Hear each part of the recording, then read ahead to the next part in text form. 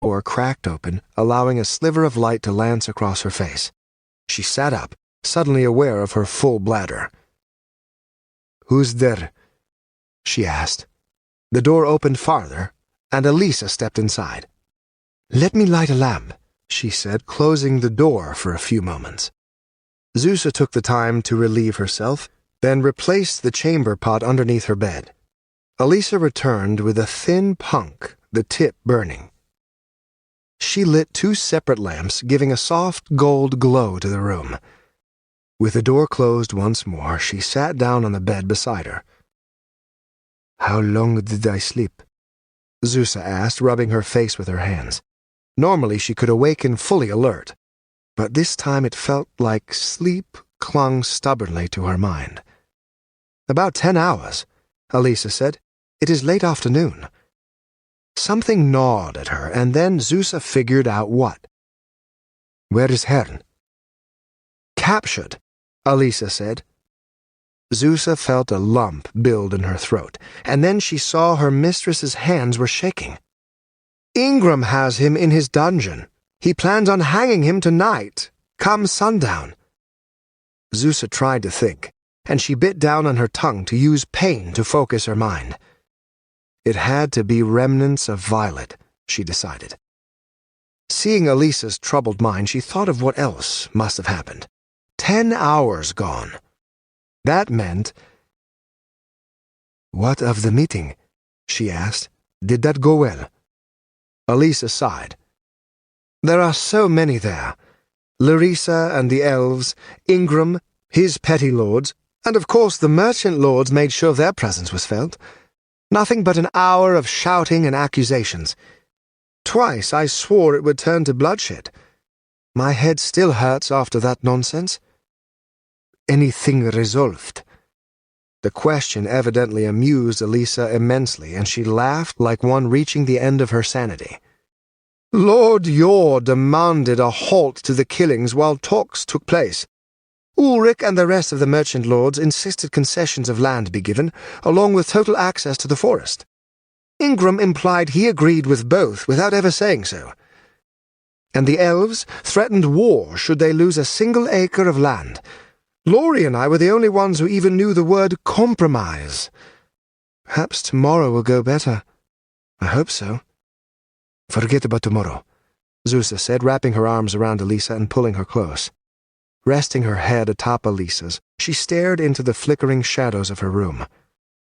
"Hern hangs tonight, and I know that troubles you. Give me the word, and I will go." "I can't. I won't let you get yourself killed trying to break into Ingram's dungeon." Zusa let her go, then removed her dress. She still felt weak, and it wouldn't have surprised her if she still had a fever. None of that mattered. Sitting naked on the bed, she began to put on her dark wrappings. Elisa watched for a while as if debating, then stood. "Let me get you something to eat," she said. "Thank you." By the time Elisa returned with a tray of bread and meat, Zusa had covered all but her face. She tore into the bread, relishing the taste of butter on her tongue. When she had first woken, her stomach felt cramped and angry, and she hadn't thought she could eat much. Smelling the meat and tasting the bread had awakened a hunger that shocked her. She devoured the entire meal, wiped her lips on her wrist, and then began to cover her face with the last of her cloth wrappings. "Don't get yourself killed," Elisa finally said, stepping behind Zusa and taking the cloth from her hands. "I'll hate myself forever if you do." "You'll hate yourself even more if you do nothing," Zusa said, smiling underneath her mask. When Elisa finished tying the last strand, she gave her a kiss on the forehead. "Guards are nothing to me," Zusa said. "Rest and learn what you can about the Violet. I feel certain that whatever goals the merchant lords have, that simple weed is the true cause behind it all. As for Hern, I'll return with him alive. I promise." "I'll show it to Laurie," Elisa said, "and I'll hold you to that promise." Zusa shot her a wink as she put on her cloak. "I've defeated dark paladins, mercenaries, and even fought the Watcher to a standstill. I fear no dungeons, Elisa, no jailers. When I return, it will be with Herne, my promise unbroken." Without another word, she grabbed her daggers and dashed down the hall. In pure darkness, Herne sat and listened to the distant moans. He could see their vague shapes through the bars of his cell, lit by light of slender windows that he now lacked. Not long after Elisa's departure, the jailer had come with a few bricks to jam into the window. "Consider yourself lucky," the jailer had said. "They just want it dark. No clubs or pins for you. Damn shame. I'd have loved making you sing." Herne had given him no reply, for he had no fear of torture. He was the King's Watcher of Veldaren, son of Threnn Fellhorn. To think a single lowly jailer could break him in a day was insulting. Hour by unknown hour time passed. Herne tried praying to Asher, but each time he thought of those who'd swung from gallows, his name on the lips of their executioner, his prayers stumbled and ended. Worse was Senkei's amulet of the Golden Mountain. They'd taken it from him before chaining him to the wall. He would have given anything to have that meager comfort hanging from his neck. Thinking of Senkei only opened old wounds, and he tried to push the memory away, no easy task in the suffocating darkness. All the while, the wound in his shoulder ached with a steady throb. If he slept, he didn't know it, but he must have. Something pressed against his shoulder, and he startled awake. He saw nothing close, but then a voice whispered in his ear. The sound chilled Herne's blood, and for the first time forced him to admit how vulnerable and helpless he was. "Greetings, Watcher," whispered the wraith. Herne could almost imagine his grin floating beside him. "I must admit, finding you chained like this disappoints me greatly." "Why are you here?" Herne asked, keeping his own voice a whisper. He had no doubt the wraith would execute him immediately should he try to summon the guards. "To talk to you, of course. Why else? I've given some thought to our last discussion, and I feel I judged you too quickly. I cannot have misread you so thoroughly after your domination of Veldaren. You see, Watcher, you've been dragged into a game with many pieces, yet you are ignorant of their positions on the board. There are few rules, but already you've broken one." "And what rule is that?" "Never, ever let compassion blind you to the truth." The wraith chuckled. Something slender and sharp ran along Herne's neck. When it pricked open a tiny cut, Herne didn't even flinch. "Tell me, Watcher, do you know why the elves are here? How about the trifect? Do you think Elisa came here solely because of me? And what of the merchant lords? Have you wondered what part they play in this, or do you even know who they are? You would condemn me for killing members from all parties, yet you know so little. You killed leaders of the trifect and the thief guilds. The men and women I kill are no less guilty." The side of the blade smacked Herne's face, and he felt blood trickle down his cheek from another cut. "Tell me, how am I different from you?" "I never reveled in my killings."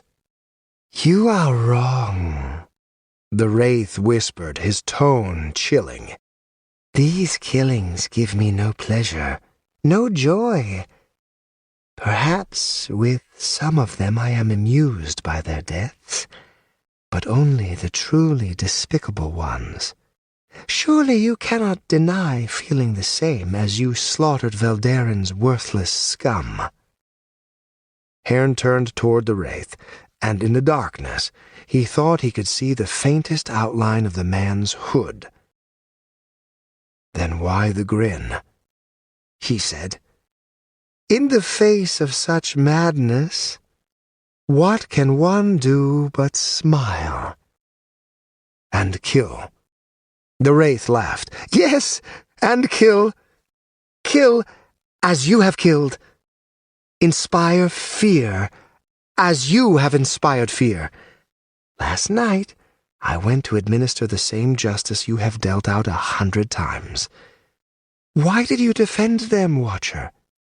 I have tried to discover the answer, but nothing I've come up with seems satisfactory. Was it truly what you said?" "Innocents would die. I had no choice." "Innocents always die. Do you think your little games in Veldaren harmed only the guilty?" "Not children." A hand pressed over his mouth. "Quiet, fool," the wraith whispered. "Such outbursts. And why do we speak of children? Or do you mean the hangings in the city square, all done in your name? Yes, that was despicable, but I don't expect much better from the scum of this land. Does your conscience suffer? Is that what prevents you from thinking clearly? Children suffer through the actions of their fathers and rulers. Nothing will ever change that. Would you let the faults of this world prevent you from fixing that which can be made better? You coated your swords with blood to end the struggle between the guilds and the trifect. Why do you hesitate to do so again?" Hearn closed his eyes and tried to think. Too much of what the wraith said made sense. Did he really think he'd been above it all when he slaughtered members of the thief guilds? But he'd done it in the name of peace and safety. What of the wraith? What guided his actions? The man was right. He knew far too little of the games nobles and merchants played in Angelport. Swallowing his pride and anger, he spoke words that tasted bitter on his tongue. "What is it you hope for? If I'm to help you, I must know the end you seek." "The end is precisely what I seek. You've walked into a house of cards, Watcher. I will bring it all crumbling down. Every piece, every player, seeks to flood Neldar with drugs and war. Ask questions. Open your eyes.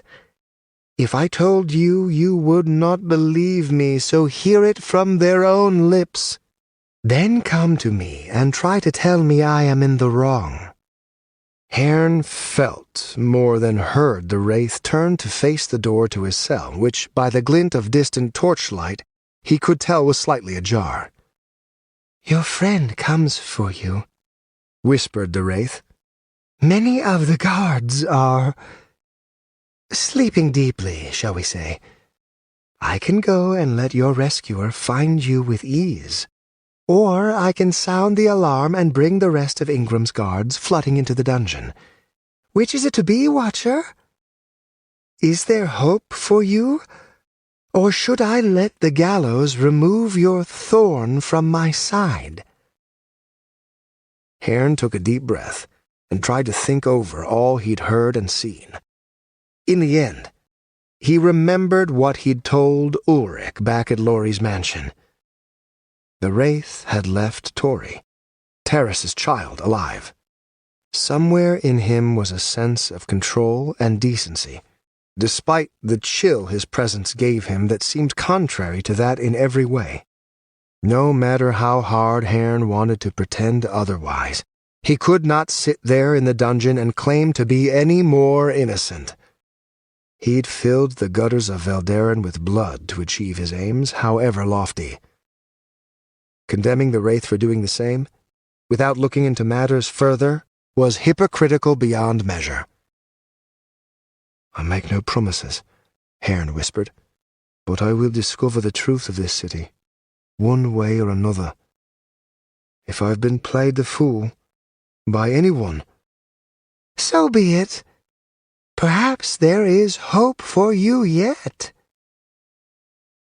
The cell fell silent, but for the soft clink of the door shutting. Hearn closed his eyes, hung his head, and wondered if he'd lost his mind. He thought of the rage he'd felt when Elisa had come, and how he'd promised to make the man pay. A large part of him still felt that way, but he didn't know if it was the better part of him or just his battered ego. A hand clamped over his mouth, and he startled. "Quiet," a woman's voice whispered. "Someone has been here before me." "The Wraith," Hearn whispered when she removed her hand. "Will he stop us?" He shook his head. "No, I don't think so." "Then let us hurry." He heard a clinking sound from above as Zusa began picking the locks of his chains. Hearn kept his breathing steady as his pulse began to rise. No matter how many guards Zusa and the Wraith took down on the way in, escaping would be no easy task. The sheer fact that it was still daylight would prove problematic. With a loud rattle, one of the chains slipped loose and hit the floor. Farther down the corridor, several prisoners called out in mocking tones. "How bad is your wound?" Zusa asked. Another chain slipped free, this one carefully brought to the ground. Hearn tested his shoulder, and he had to bite his tongue to hold in a pained cry. "Not good," he said through clenched teeth. "Can you run?" "Do I have a choice?" "Not if you want out."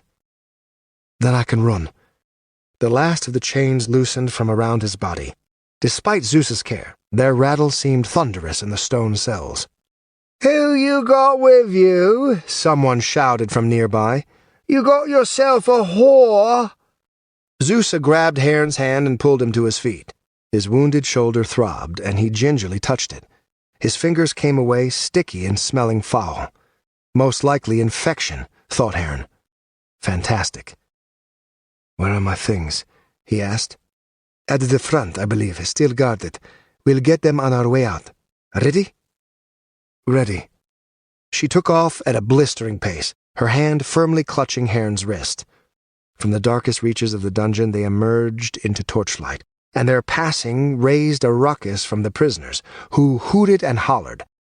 At a doorway he saw a guard slumped against the wall. Blood coated his neck and chest plate. Zusa paused to listen for any approaching guards. "He your doing?" Hearn asked.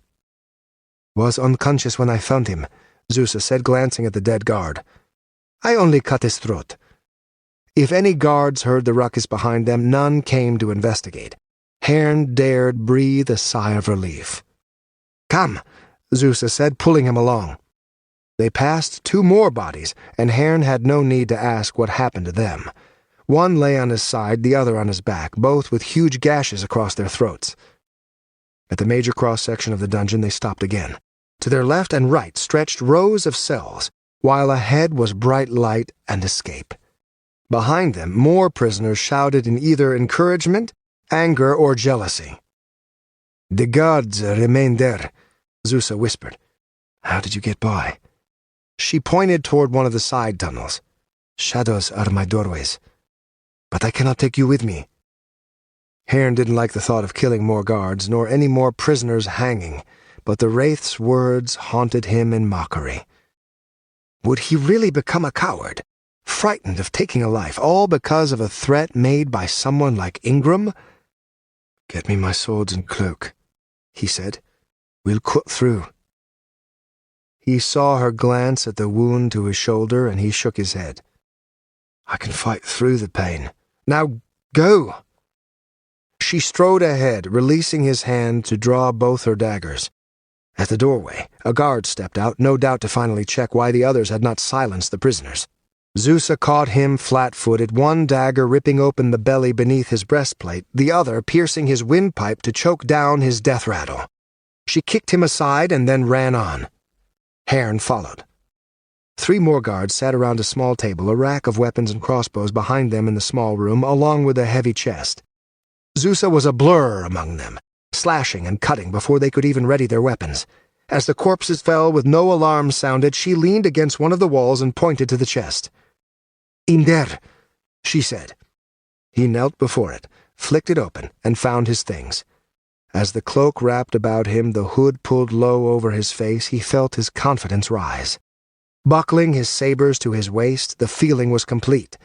Blood still soaked his shirt, and he knew that once his battle lust calmed, he'd be in a world of pain, but for now he could fight. He turned to Zusa and was surprised to see her still leaning against the wall. When he stepped closer, he saw beads of sweat upon the exposed skin about her eyes. "Were you stabbed?" he asked, though he saw no wounds. "Fine," she said, pushing off the wall. "I'm fine." She walked to the iron gate, the last obstacle to freedom. Instead of a lock or key on the inside, a bar blocked the outside. Zusa swore. "Can we break through?" Hearn asked as he inspected the situation.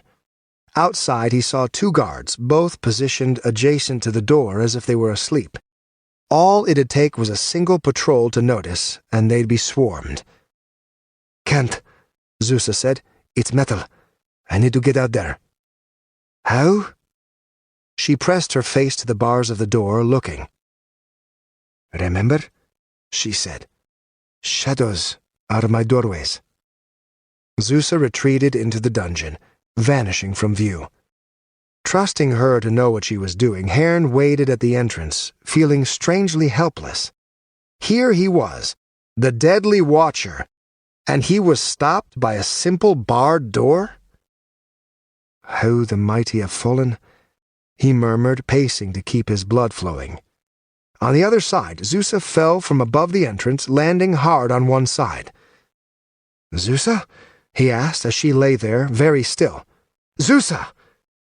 "Was spotted," she said, her back still to him. "Careless." He heard shouts from far away, and his pulse doubled. "Hurry," he said. "We need to get out of here now." Zusa looked too weak to stand, though, let alone lift the heavy bar blocking the door. She closed her eyes, and then he saw the first guard come running up the hill toward the inlet of the dungeon's entrance. "Zusa!" "Get up, Zusa. Focus on the pain. Use it and stand." She forced herself onto her knees, and for the first time Hearn saw the thick crossbow bolt embedded in her side. The first edges of panic bloomed in the back of his mind. Turning away from the door, he grabbed one of the crossbows and a handful of bolts. Before the first guard could reach her, Hearn shot him down through the gaps in the bars. Another guard appeared, and though his first shot missed, the second plunged into his throat. Zusa grabbed the bar across the door and dragged herself to her feet. Hearn reloaded the crossbow, then reached through the bars to cup her face in his hand. "You can do it," he said. "Don't worry about them. Don't worry about anything. Lift it. Set me free, and I swear I'll protect you." She tore the wraps free from across her mouth, then leaned her forehead against the bars. "Too hot," she said, breathing heavily, her eyes still closed. Hearn saw the group of guards approaching, coming up a side path from the mansion. "Now, damn you," he said to her. "Now, or we're both corpses." He shot a bolt over her head, then dropped it to draw his sabers. Shrieking at the top of her lungs, Zusa grabbed one end of the bar and forced it upward. As it cleared the latch, she dropped it, and Hearn burst through. The pain in his shoulder a distant memory, he launched himself at the 6 guards, all the while howling like a madman. His sabers danced, and the guards could not hope to match his fury. The first 2 dropped, their initial attacks clumsy compared to his. Twirling between them, he slashed the back leg of one guard, then lunged at another. Their bodies collided, and the guard went down, Hearn's knees slamming his chest. The collision with the dirt jarred them both, but Hearn's sabers were there, punching through flesh to keep him still. The final 2 turned to flee, but he would have none of it. He stabbed one in the back. The other he tripped, cutting out his throat on the way down. Walking back, blood dripping from his sabers, he passed the guard he'd hamstrung, who pleaded for his life. "Don't, please!" the man cried as Hearn pressed a saber against his throat. Hearn felt the cloud of his rage passing, and with it the ache in his shoulder returned with full force.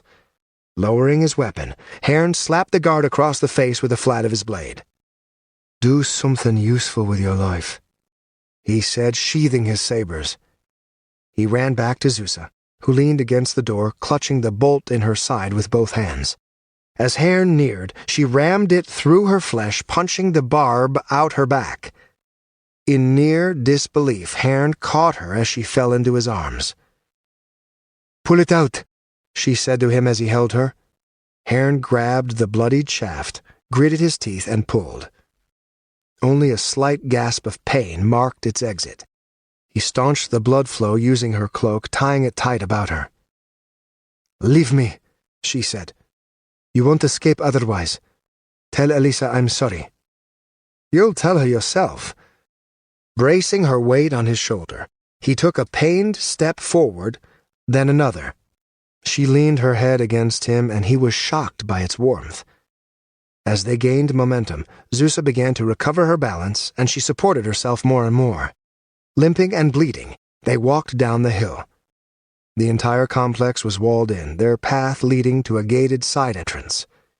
A squad of soldiers stood before it, manning their post. When they saw Herne and Zusa coming, they readied their weapons. "Too many," Zusa said, seeing them. "Just drop me and go." Herne shook his head. "We die together." Hardly 10 paces away they stopped, and Herne released her from his grasp. They stood, weapons drawn. Herne laughed, knowing they must look like the most pathetic pair of killers. Meanwhile, nearly 20 men moved to surround them. "Let us through," Herne said, pointing a bloody saber toward the man who appeared to be their leader. "Otherwise, you die fast." "Drop your weapons now," the man said, ignoring his demand. "Only when we're dead, soldier." The soldiers tensed, and Herne knew they prepared to attack. Zusa slid into a low stance, her arms poised almost as if she were a spider, but he saw the delirium in her eyes. Even in the best of conditions, the two would have trouble with so many armored men, but in their current state... Herne pulled his hood lower and grinned. He'd die fighting, regardless of the lack of hope. The Wraith was right. Amid such madness, what else could he do? Before the soldiers' leader could give the order, a voice cried out from above the gate. Herne looked up to see the Wraith poised upon the wall, his sword drawn. "Let them go," he said. "These are prisoners of Lord Ingram," said the squad leader. "Go on your way, unless you want to join them in the dungeon." "Let them go. I command you." Whispers grew as several of the soldiers realized who stood above them, garbed in black clothes and a long cloak. "Who are you to give us commands?" The Wraith grinned. "This is my city now. Let them go, or all of you will die." Herne could see the fear spreading through the squad. The Wraith spoke with authority, and even before their greater numbers, he showed no fear. It didn't matter whether they could defeat him, for they knew the massive losses they would suffer. Again Herne witnessed a mirror of himself, of the fear he'd painstakingly created in Veldaren. Seeing it on the outside, it felt so deceptively false. "Step aside," Herne said, keeping his voice calm. "No one else needs to suffer." The squad leader took a step back, as if he were going to give way, then suddenly slashed for Herne's throat while crying out for his men to attack. Herne parried it aside as all around him erupted into chaos. Zusa avoided the first 2 strikes her way, and then Herne was there guarding her flank. Neither went on the offensive, instead blocking and retaliating against those who struck against them. After killing a single soldier who had pressed too close, Zusa collapsed to her knees, pushing Herne to his very limits to protect her. But after those initial moments, the number of his attackers shrank, for the Wraith had fallen among them, his sword a whirling steel blade of death. The soldiers fell at his feet, no match for his speed or skill. Cutting a bloody swath through their numbers, the Wraith appeared before Herne, a smile still on his face. "Sometimes I wonder how much use you might actually be to me," he said before directing his attention to the remaining handful who had fallen back. "Come, face me, or are you cowards and fools who can strike only the poor and destitute?" Herne didn't care either way. Zusa lay at his feet, and he pulled her into his arms. He used his foot to lift the heavy keyring from the squad leader's belt, flicking it up so he could catch it. Sounds of combat came from behind him as he unlocked the gate and shoved it open a little. "Stay with me," he whispered to Zusa. "We need to get out of sight for a while. I need you to run. Can you run?" "Don't have much choice," she said, and she gave him a weak grin. Overcome by impulse, he kissed her lips, then shifted more of her weight onto him. "Some honeymoon," he said. "Stay strong. Stay with me." They ran, leaving the occasional trickle of blood behind them. Given their outfits and wounds, they garnered many stares, but none interfered with their passage. Guards shouted in the distance, but they faded in time. Whether through their speed, the crowd, or the Wraith's interference, they put Ingram's dungeon far behind them. With each minute, Zusa grew weaker, until Herne at last lifted her into his arms and carried her. No more running then, just step after painful step. He felt his own delirium starting to grow, the city strange and unfamiliar about him. Forcing the streets to make sense, forcing his mind to push through the pain, he continued along. The farther they got from the prison, the more people lingered, and several even asked if he needed help. He ignored them, having no spare thought beyond putting one foot in front of the other. At last, Herne collapsed to his knees, Zusa lying unconscious in his arms. Before him was a large gate.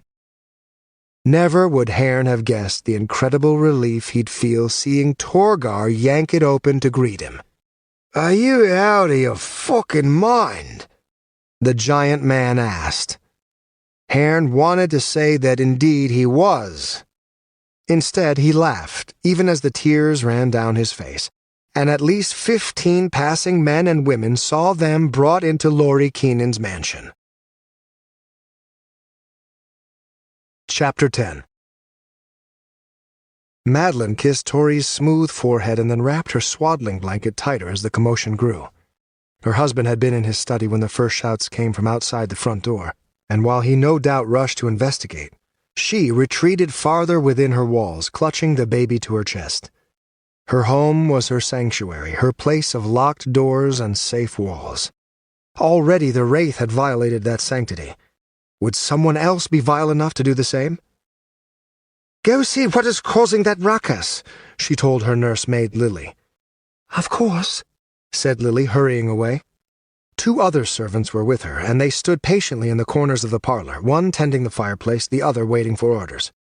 She tried to put them out of her mind, instead softly singing a lullaby to the already sleeping baby. After 3 lines, she stopped, for the commotion had grown louder. Lily returned looking confused, yet trying to hide it. "Well?" Madeline asked. "It's Alisa's guests," Lily said, the name immediately putting a rock in her stomach. "The newly married couple. They're both bleeding." Madeline stood, angry she had not been summoned. To have guests in her house injured, yet not brought to her attention? Still, something was off with how Lily was acting. It reminded her of when Lily had been sleeping with one of the guards, that slight hesitance, her unwillingness to look her in the eye for long. "What happened to them?" she asked. "Did they tell you?" "No, but they are wearing strange clothes. I cannot explain." Strange clothes? What nonsense was this? "Lily," she said, adopting a pleasant tone that she knew chilled all of her servants. "What are you not telling me?" The nursemaid bit the top of her lip and held her arms against her waist. She was still a fairly young girl, though the last of her girlishness would be gone within another year or 2. But she was young enough to have lingering instincts to obey a motherly figure, and Madeline shifted her tone. "Lily, you aren't in trouble? Now tell me what you're hiding." "We were instructed not to speak of it to you." "By who?" "Your husband, milady." Madeline breathed in deep to hold back a retort. If Laurie was hiding something from her? "His anger will fall on me, not you. Now speak." Lily glanced to one of the other servant girls, and Madeline's ire grew. Their single look showed they both knew. How many kept this secret from her? "The two have been sneaking out at night," the third and eldest servant said, standing by the fire. Her face was lined with wrinkles, for she was their midwife, staying in the mansion to ensure all went well with baby Tori. "We've seen them using our door. They dress strange, and they got weapons with them when they do." "Strange?" Madeline asked. "What do you mean?" "Dressed like what?" Lily looked to the others for support, and she lowered her voice as if whispering a curse. "Like thieves." Madeline was out of her seat fast enough to stir Tori, who softly groaned upon waking. Her servants trailed after her as she hurried through the mansion, heading toward the room they'd given Herrn and Zusa for their stay. The room was crowded upon her arrival, Torgar standing before the door, several armed men milling about. "Is my husband inside?" Madeline asked, nodding toward the shut door. "He is."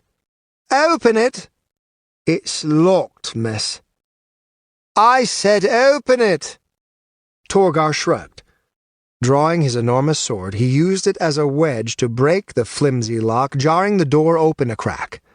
Through it, she saw her husband glance at her in the dim lamplight, Elisa standing beside him. He had a hard look to his face, and she knew he'd been preparing for her discovery. That fact only infuriated her more. "Will they live?" she asked as he stepped out to join her. "I believe so," he said. "A shame." Laurie glared. "They are guests in our house, Madeline. Such callous attitude is unwarranted." "Is it? Where'd they come from, Laurie?" "What is it that nearly killed them?"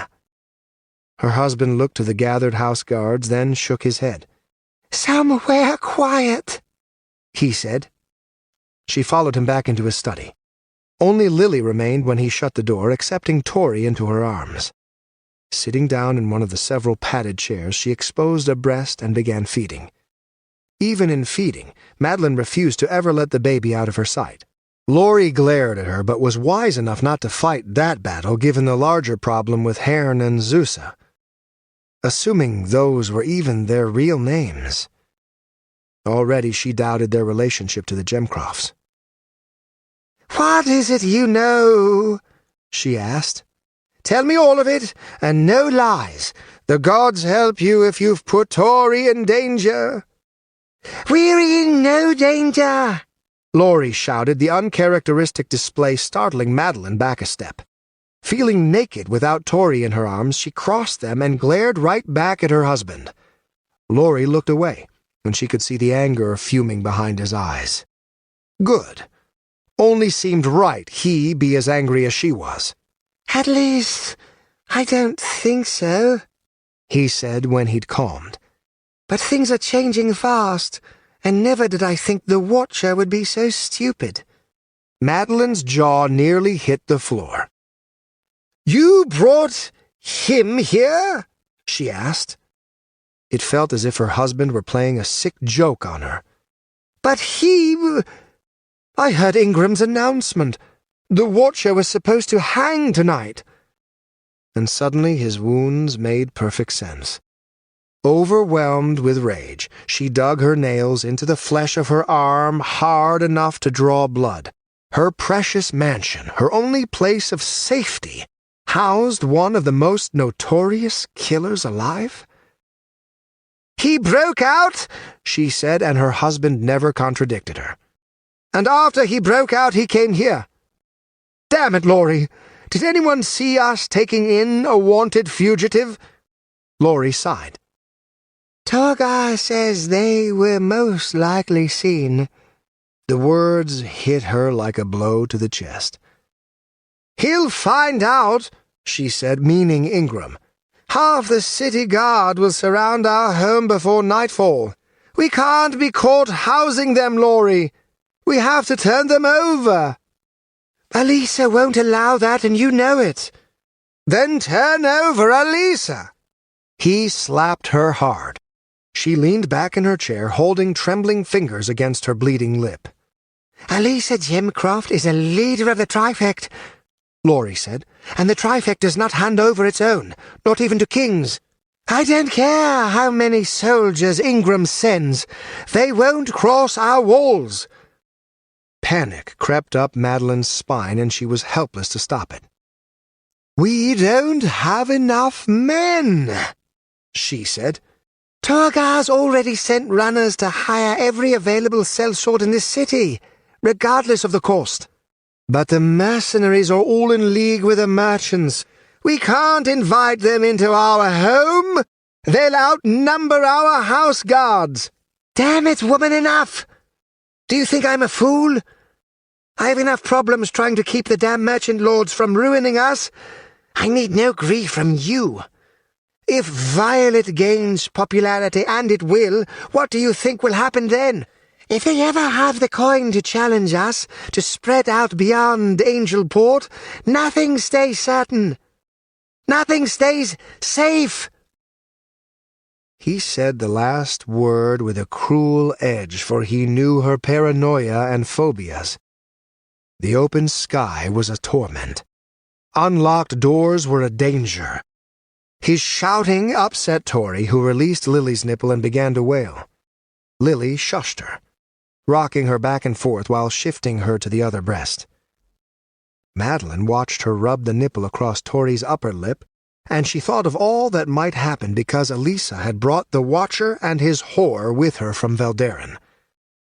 She thought of what the city guards might do to such a helpless thing if they came crashing through the doors. It sent her to tears. "Why?" she asked. "Why are they even here?" "Who? The two? Alisa brought them to hunt down the Wraith. It was her gift, to bring Terrace's killer to vengeance." "She gives us poison and calls it a gift, and yet she stands equal to you in the Trifect? This is madness, Laurie. Utter madness." He went to her and wrapped his arms about her waist. When he kissed her lips, she kissed back out of reflex and nothing else. They both tasted blood. "I promise nothing will happen," he said. "Ingram can only do so much. He needs us, no matter how much he wants to admit it. Without us, our guards, our trade, and our influence, Angelport will suffer greatly. Without us, he cannot stop Ulrich and his madness from starting a war he can't hope to win. He'll bluff and bluster, but the man is a superstitious coward. Do not fear him. When he knows we will not relent, Ingram will turn away." "I pray you are right," she said, pulling away from him so she could join Lily's side. After Tori was burped, and her bit of spit-up cleaned, Madeline accepted her back into her arms. Lily covered herself and excused herself from the room. Now, fully alone, the two looked at each other as if neither had anything to say. "I should go check with the healer," Laurie said. "Go, then." With him gone, she rocked Tori back and forth until the baby slowly settled into a shallow sleep. "I'll keep you safe," she whispered, "always and forever." She returned to her own room, summoning her servants. Her arms tired, she passed Tori over to Lily, then waited for the inevitable. After an intolerable length of time, one of her servants came to her as ordered. "They're here," she said. Madeline went to the front parlor, her servants in tow. From the window, she could see the entire front yard, including the gate. At least 50 mercenaries lined the surrounding wall, many of them unfamiliar to her. On the other side stood a contingent of the city guard, and they seemed not at all surprised when Torgar refused to unbar the gate. Madeline had a servant open the window so she might hear the exchange. "No happening," Torgar said, his deep voice carrying easily. It helped he was shouting, as if he wanted all of Angelport to know he couldn't give two shits about the city guard. A few money-grubbing peons come saying one thing, and I got Lord Keenan of the Trifex saying another. Who you think you should be believing? The leader of the guard looked flustered, and he tried to match Torgar in both volume and depth. He succeeded at neither. We come only to search the premises for murderers wanted by Lord Ingram. Even if your master is uninvolved, those we seek might be hiding within. You brought a whole lot to be just searching. The guard sneered at him. It's a big mansion. Torgar was hardly one to be outdone. Well, then, let me help you out. My arsehole's pretty big, too. Think they're hiding there? Down went his trousers. Here, take a look. See anything suspicious? Come, stick your hand up and search. You look like you'd enjoy that sort of thing. Or maybe have Ingram come on down instead. He'd probably enjoy a poke. Even from her distance, Madeline could tell the guard leader's face was beet red. Beside her, one of the servants blushed and looked away. Madeline, however, wished she could throttle the big idiot. She wanted them to leave without incident, not be provoked into an unnecessary fight. You dare insult, the guard started to say before Torgar interrupted him. Stop it already. You want in? Well, you aren't getting in, not unless you come back with a shitload more men than what you got. We got walls, gates, and enough swords in here to cut you all down in seconds should you try breaking in. So, either draw your blade and actually do something, or get the fuck out of here. Without even waiting for an answer, Torgar put his back to the guard leader and returned to the house, buckling his pants as he did. Behind him, the guards stood looking strangely helpless. Madeline held her breath, waiting for their response. Several of them were swearing, and none looked happy, but they marched back toward the castle in formation. When Torgar stepped through the front doors, Madeline was there, and she slapped the lug across the face. He smiled down at her with a wolfish grin. I wouldn't do that again, milady, he said. Are you out of your mind?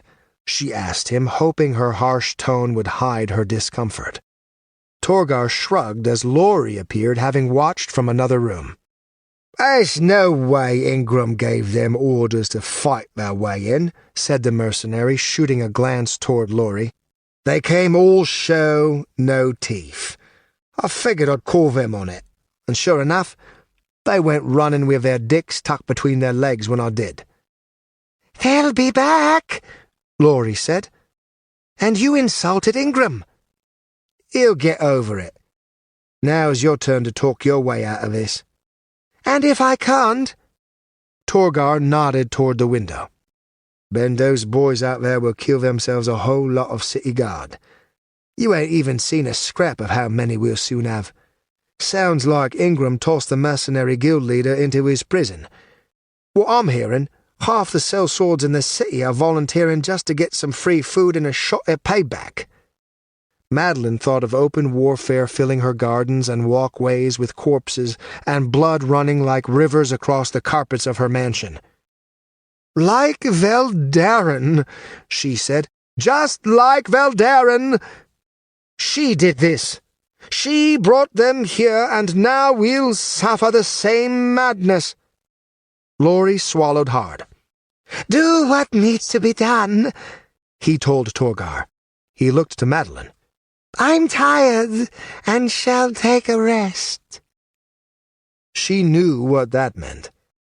They'd be sleeping in separate rooms that night, which was fine with her. Knowing that her best time to act was now, she went searching for Elisa. She found her in the room with the two wounded troublemakers sitting at Zeus's side. Madeline smiled sweetly at her.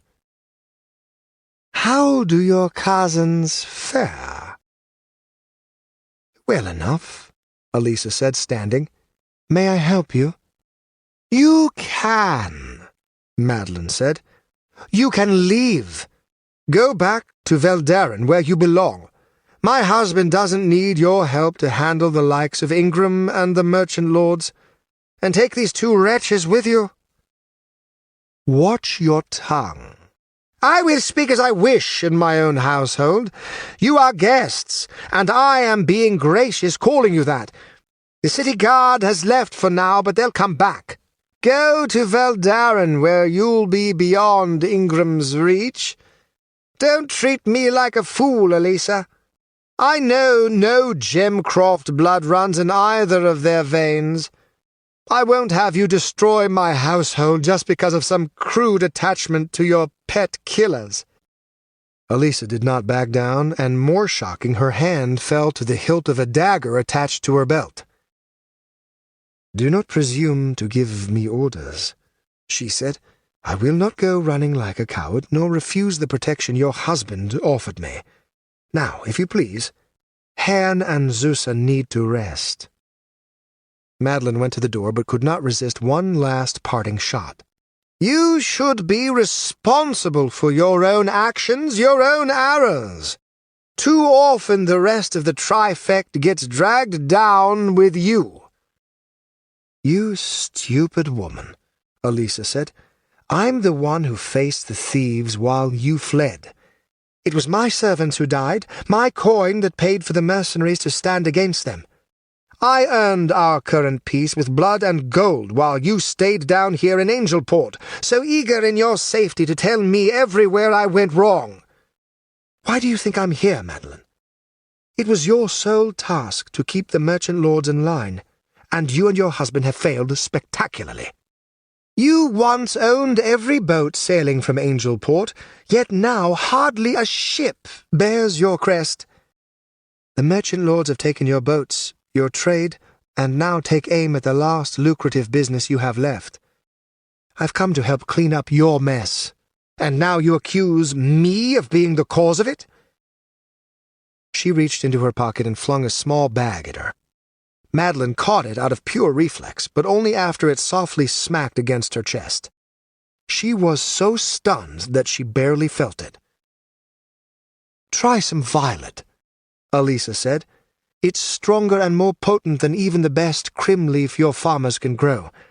Bite down on a leaf and breathe in deep, and when you do, imagine what will happen when the value of your crim leaf trade dwindles to nothing because of it. When I open my coffers to keep your family afloat, we'll see who drags who down." Madeline crushed the bag in shaking hands, and she heard the sound of crinkling leaves. "All three of you deserve nothing but the noose," she said. "One day my husband will see that." Elisa slammed the door in her face. At first, Madeline wanted to find Tori and hold her to her chest, to cry out all her anger and frustration, but she knew she could not. Not yet. Despite Laurie's subtle request for privacy, Madeline went to their room. It was dark inside, heavy curtains blotting out the little light given off by the setting sun. Laurie lay half-naked across the bed, staring up at the ceiling. He didn't look at her when he spoke. "I wish to be alone." "I know." Her dress fell to the floor.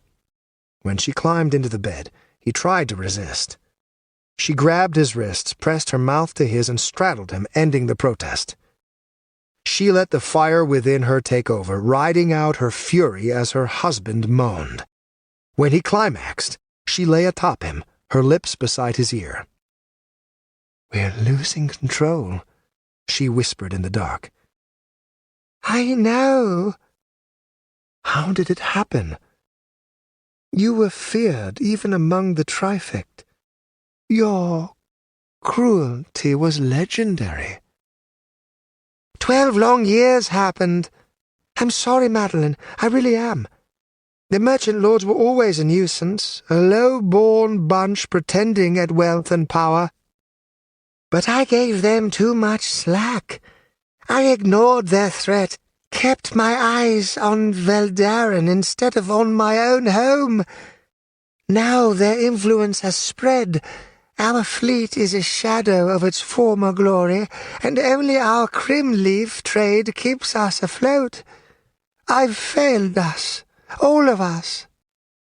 She nestled closer to him, resting a hand atop his chest. "It's not too late. Your cruelty was a tool, and we need it back. Everyone is against us. Ingram, the merchant lords, the elves, that murderous wraith, even Elisa. We can't trust them, not any of them. We were meant to rule. You were meant to rule. Can you not do so again?" Laurie sighed, and she could tell he was staring at the ceiling, searching through his thoughts for the right words to say. That alone told her she wouldn't like what she would hear. "Elisa is one of the few left we can trust, Madeline. And the elves are helping us, just as we are helping them. Did you not know?" Madeline felt her blood run cold. "We help the elves? How?" "Elisa paid for the buildings, but I secured places for the elves to stay within the city. We need their aid in stopping the violet from spreading across Desrael. If the merchants ever gained access to their forests and started growing it in crops—" Madeline felt a chill run through her as she thought of what Ingram would do if he ever discovered their involvement. Harboring fugitives was one thing, but to be aiding the elves? Ingram would never forgive it, never forget it. Elven arrows daily slaughtered innocent men, so much they approached war. What they did now could count as treason. She thought to challenge Laurie over this, but then bit her tongue. Her hand reached under her pillow to where she kept her dagger. "You're not the man I married," she said. "I suppose not. But neither are you the wife I once loved." She plunged the dagger into his throat. He caught her wrists when it was an inch in, blood pooling about the tip. His neck tightened, and his eyes flared wide as he fought against her. "Just stop," Madeline said as she flung all her weight into the thrust. Tears ran down her face. "Please, stop. Just stop. Just let it go." The tip sank farther in. He tried to scream, but all he could do was let out a quiet gurgle as he choked. He shifted his weight, but if there was any part of her stronger than her husband, it was her thighs, and she straddled him as she had only moments ago. His whole body began to shake violently. His eyes met hers, and she refused to look away despite the horror she saw, despite the betrayal. "I'm sorry," she whispered as his strength faded, and he could no longer stop the blade from sinking another inch. Her lips brushed his ear as blood smeared across her bare breasts. "But you aren't strong enough to save us. Tori needs better. I need better." She stabbed again and again, turning and shredding flesh. "I do this for Taras," she thought. "I do this for his child." When her dagger revealed bone, she finally stopped. All at once, it seemed the room was painfully quiet. Only her breathing broke the silence, that and the soft patter of blood dripping from the drenched sheets to the floor. Madeline felt something lurking heavy above her, like an animal ready to pounce, but she could not relent. She had to be strong, stronger than Laurie had ever been. Steeling herself, she took the dagger, knelt on the floor, and began to draw. "Taras," she thought, even as she scrawled a symbol left by his killer. "For you, Taras." It wasn't hard, the drawing. It had been burned into her memory, haunted her eyes every time she looked to the little baby girl left in her care. Compared to that, tearing Laurie's body to pieces was a simple but tiresome measure, especially with only a dagger to do the cutting. It has to match, she thought, has to be perfect. Everything felt detached, her own actions that of a stranger. Was it really her, twisting and pulling until an elbow joint snapped and the bloody flesh tore free? Was it really her jamming a dagger into her husband's eye sockets? her tears running down her face, dripping into the innards spilling across the carpet, were the only thing that convinced her she was still human. At last she stood in the center of the room, her naked body hopelessly stained red, her arms coated up to the elbow with gore.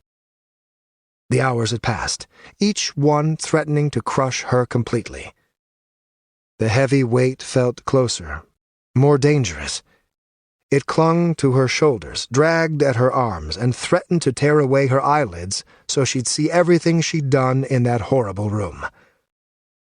That detached feeling was gone, though she wished for it to return. Not done yet, she thought as panic clawed her throat.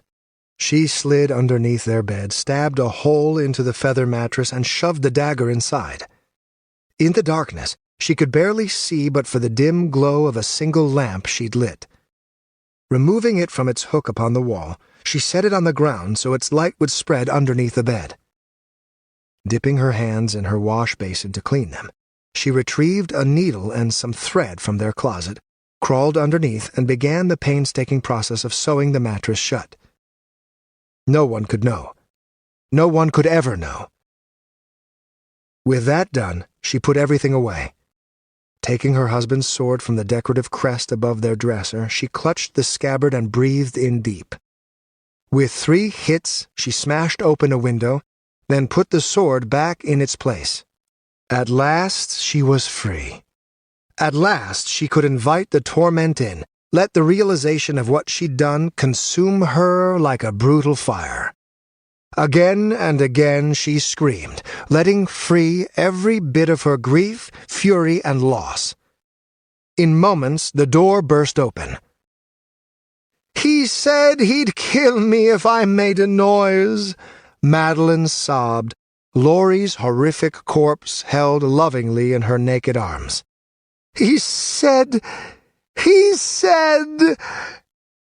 Her wail echoed throughout the mansion as guards poured in, once more baffled and furious at their inability to stop the wraith from killing.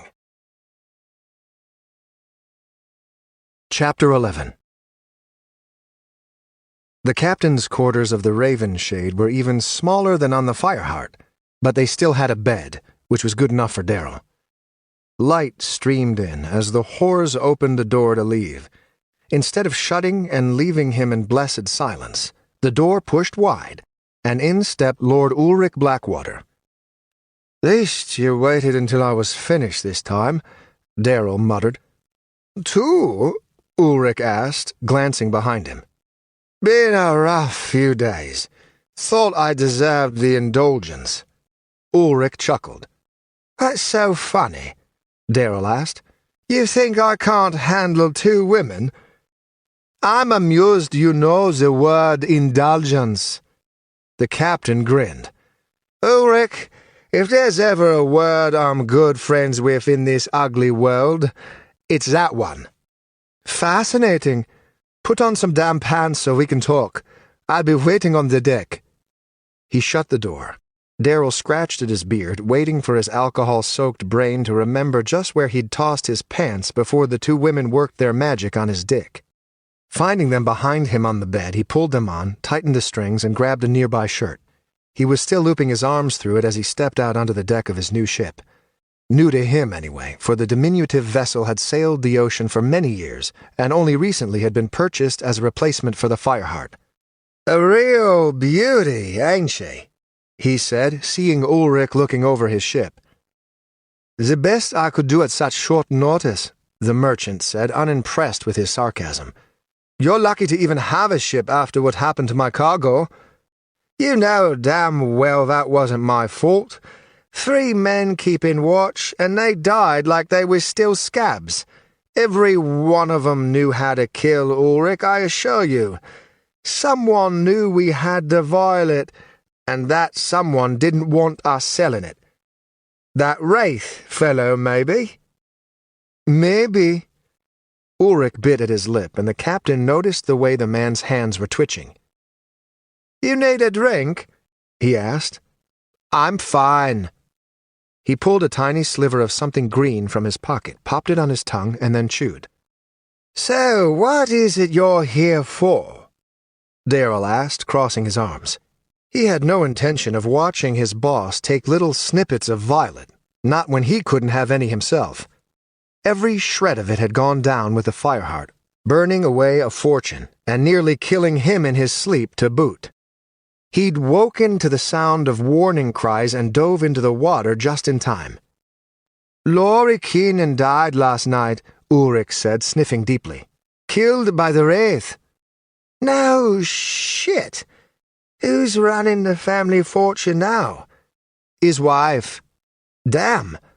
What's that got to do with me?"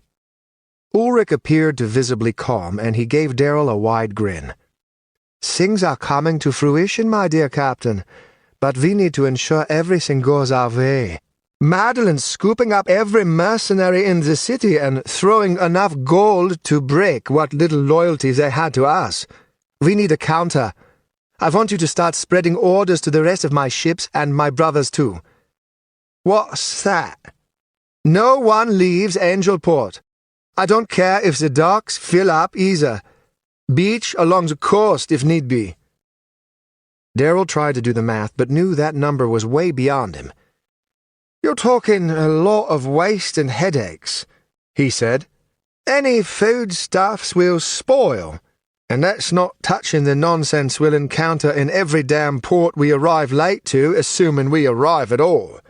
The other merchants all right with this?" "They will be. We need as many fighting men as possible, all loyal to us. It's time this city learned who's really in charge. Any friends you know, bring them on board. Plenty of men may not consider themselves sellswords, but they'll still bleed and die for a bit of coin. I want them all." "What if someone leaves anyway?" Darrell asked. Ulrich gave him a pleasant smile. "Then all nearby ships are to board, tie up their crew, and burn them alive. No one leaves, Darrell. No one." Darrell shrugged. "You're in charge, so I'll spread the word. What will you do in the meantime?" "Why, give Madeline Keenan my most heartfelt condolences for her loss, of course," Ulrich said, smacking the captain on the shoulder before heading down the plank to the dock with a bounce in his step. They'd scoured the entire mansion top to bottom, but of course the guards found no sign of the Wraith. Madeline had spent the night among her servants, red-eyed and unable to sleep. They all thought she was in shock, and they were partly right. But one thing weighed on her mind, and she could discuss it with no one: what to do with Elisa Gemcroft come morning. When at last light shone through the windows, she bathed, dressed, and then met with Torgar outside her door. He grunted at her rough appearance. "You look like shit," he said. "You look little better," she snapped back. It was true, too. Despite his apparent lack of care, the mercenary had been a veritable demon while ordering around the house guards, and to her shock, he'd even gutted two who dared mouth off. Together they sported dark circles under their eyes, Madeline from tears, him from lack of sleep. "Sorry," Torgar mumbled, and she could tell he was finally realizing she was the head of the household now. "He can't be close, but we'll keep looking, keep searching. I'll find out how he got in, how he killed Laurie. That's a promise." The certainty gave her a shiver, and she hid it with a half-hearted sob. "Forgive me," she said. "I have much to do." "Like what?" Madeline took a deep breath. "Why, I must inform our guests of Laurie's passing." She started walking down the hallway, and Torgar joined her in step. He reached for her elbow to stop her, but pulled back at the last moment. "Sorry for the boldness, Madeline, but you should be resting. Elise is already aware of what happened, I assure you. The whole damn city probably knows by now." Her glare made him take a step back. "Hold your tongue," she said. "I will do as I please. Do you understand me?" Absently, he nodded, and he looked to her as if seeing her for the first time. Scowling, she continued onward.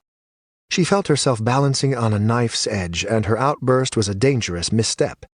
If she didn't play the grieving widow just right, people might start asking questions, might come to certain realizations that would end with her head on a pike, or with her in chains before the other leaders of the trifect. Given the respect Laurie commanded from their house guards, even they might turn on her if they knew the truth. "Forgive me," Madeline said, trying to soothe things over. "I'm still not comfortable with the thought of replacing Laurie, especially when it comes to dealing with other members of the trifect." "Of course," Torgar said, but he didn't sound too understanding. Forcing him out of her mind, she continued to Elisa's room. She felt her anger rise as she pushed open the door. It was these three who had caused everything, who had forced her to do such terrible things to her husband. Inside, she saw Elisa already awake. She sat on the edge of her bed, with the other female servant of hers beside her. Blankets covered her up to her neck, and immediately Madeline could tell she was with fever by the pale color of her skin. "Madeline?" Elisa said, standing at her entrance. "I heard, and, please, I'm so sorry. Laurie was a great man." Madeline nodded, unsure of what to say to that. Had her husband been a great man? Perhaps once. But it wasn't a great man she'd stabbed and torn to pieces. That was a shell, a disgrace to the strength she'd married. As she paused, she noticed Hearn leaning against a wall, his arm and shoulder bandaged. It was him, she thought. He was the criminal, the killer. More than anyone, he was to blame for the Wraith's ire against her family. Did his symbol in Terrace's room not prove that? "Lord Ingram will still be looking for you," she told him. "Let him," said Hearn. The casual disrespect annoyed her. More than anything, she wanted to remove all three from the premises, but she had to think further ahead than that. She had to keep playing the role of grieving widow, and that meant respecting the dead. "I only let you stay because it was my husband's last command," she said. "He sought to protect you, and so I shall honor that, no matter how much it might sicken me. Angelport is a dangerous place, but at least here you'll be safe." "Safe?" said Elisa. Her face was a calm facade, but Madeline knew her mind was whirring behind it, trying to understand. It wouldn't take her long. The trifect could not be seen killing one another. It was a law all three houses had followed for centuries. But just because they couldn't be seen killing each other didn't mean more subtle methods might be employed. Subtle methods Madeline hoped she might use, and soon. "Yes, safe. All three of you should be safe here." "After last night, forgive me for wondering," said Hearn. "Besides, we must fetch a healer for Zusa." Madeline wanted to strangle him for such a comment, but she let it slide over her. "I will send for someone," she said. "Now, if you'll forgive me, I must be going." "And I as well," said Elisa. "I have plenty of coin, and I'm sure I can find someone who will not betray—" "No," Madeline said, her voice firm. Behind her, Torgar reached for his sword, as if he could read her mind. "No, you must stay. I will not have you endanger yourself out in the streets. Not when Ingram is looking for any way to strike at us. All three of you must stay here. The Wraith will not get to you, I promise." "Is that so?" Elisa asked. "How kind of you." "Torgar, assign a guard to watch over them," she said, her orders as much for Elisa as the mercenary. "I'd hate for anything to happen." "May I still wander the mansion?" Elisa asked, but her words were dripping with false sympathy. Madeline smiled, letting the tiniest bit of her victory seep into her voice. "I don't think that'd be a good idea." She shut the door, and Torgar followed her as she left. "Very dangerous," he said, glancing back. "Elisa is but a child, and the other two are wounded." "Wounded animals tend to be the most dangerous." She whirled on him. "Then I expect your men to do their job," she said. "They don't leave. Gods know why I don't just cut off their heads and be done with all three." Torgar stepped closer, and he lowered his voice. "So much for honoring your husband's final wishes," he said. Dangerous ground, Madeline realized, but she could not do it. Not when it came to that harlot Elisa. "He's dead, and I'm in charge," she said softly. and Elisa's a disease rotting away at the Trifex core. They don't leave that room until tonight for any reason. Have I made myself clear?" "Perfectly clear," said Torgar. He saluted her, his motions stiff and lacking any fluidity. "And may I ask just how long they will not be leaving that room?" "The only way they leave that room are as corpses," she said, "and I expect you to make that happen come tonight." A guard came from the front door, and he paused while waiting for acknowledgement. "What?" asked Torgar, showing no reaction to Madeline's orders. "A man at the gate wishes to speak with you," he said. "Go," said Madeline, "and remember, I want a guard in there at all times."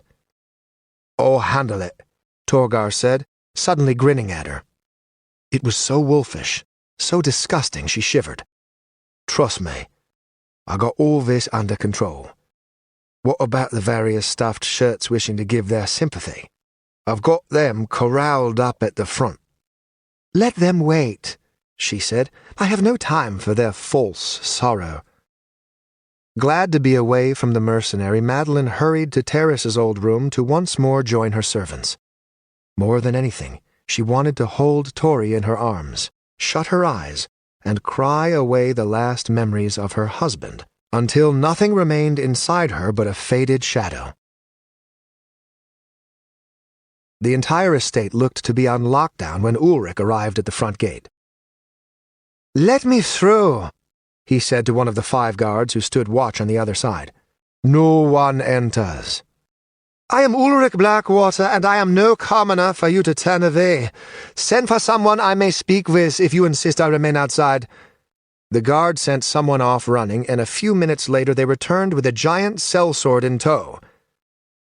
"Ulrich, you bastard, what are you here for?" asked Torgar. "I heard the grim news," Ulrich said. "I've come to offer my condolences." Torgar turned and spat. "How long did I work for you?" 3 years, if I remember.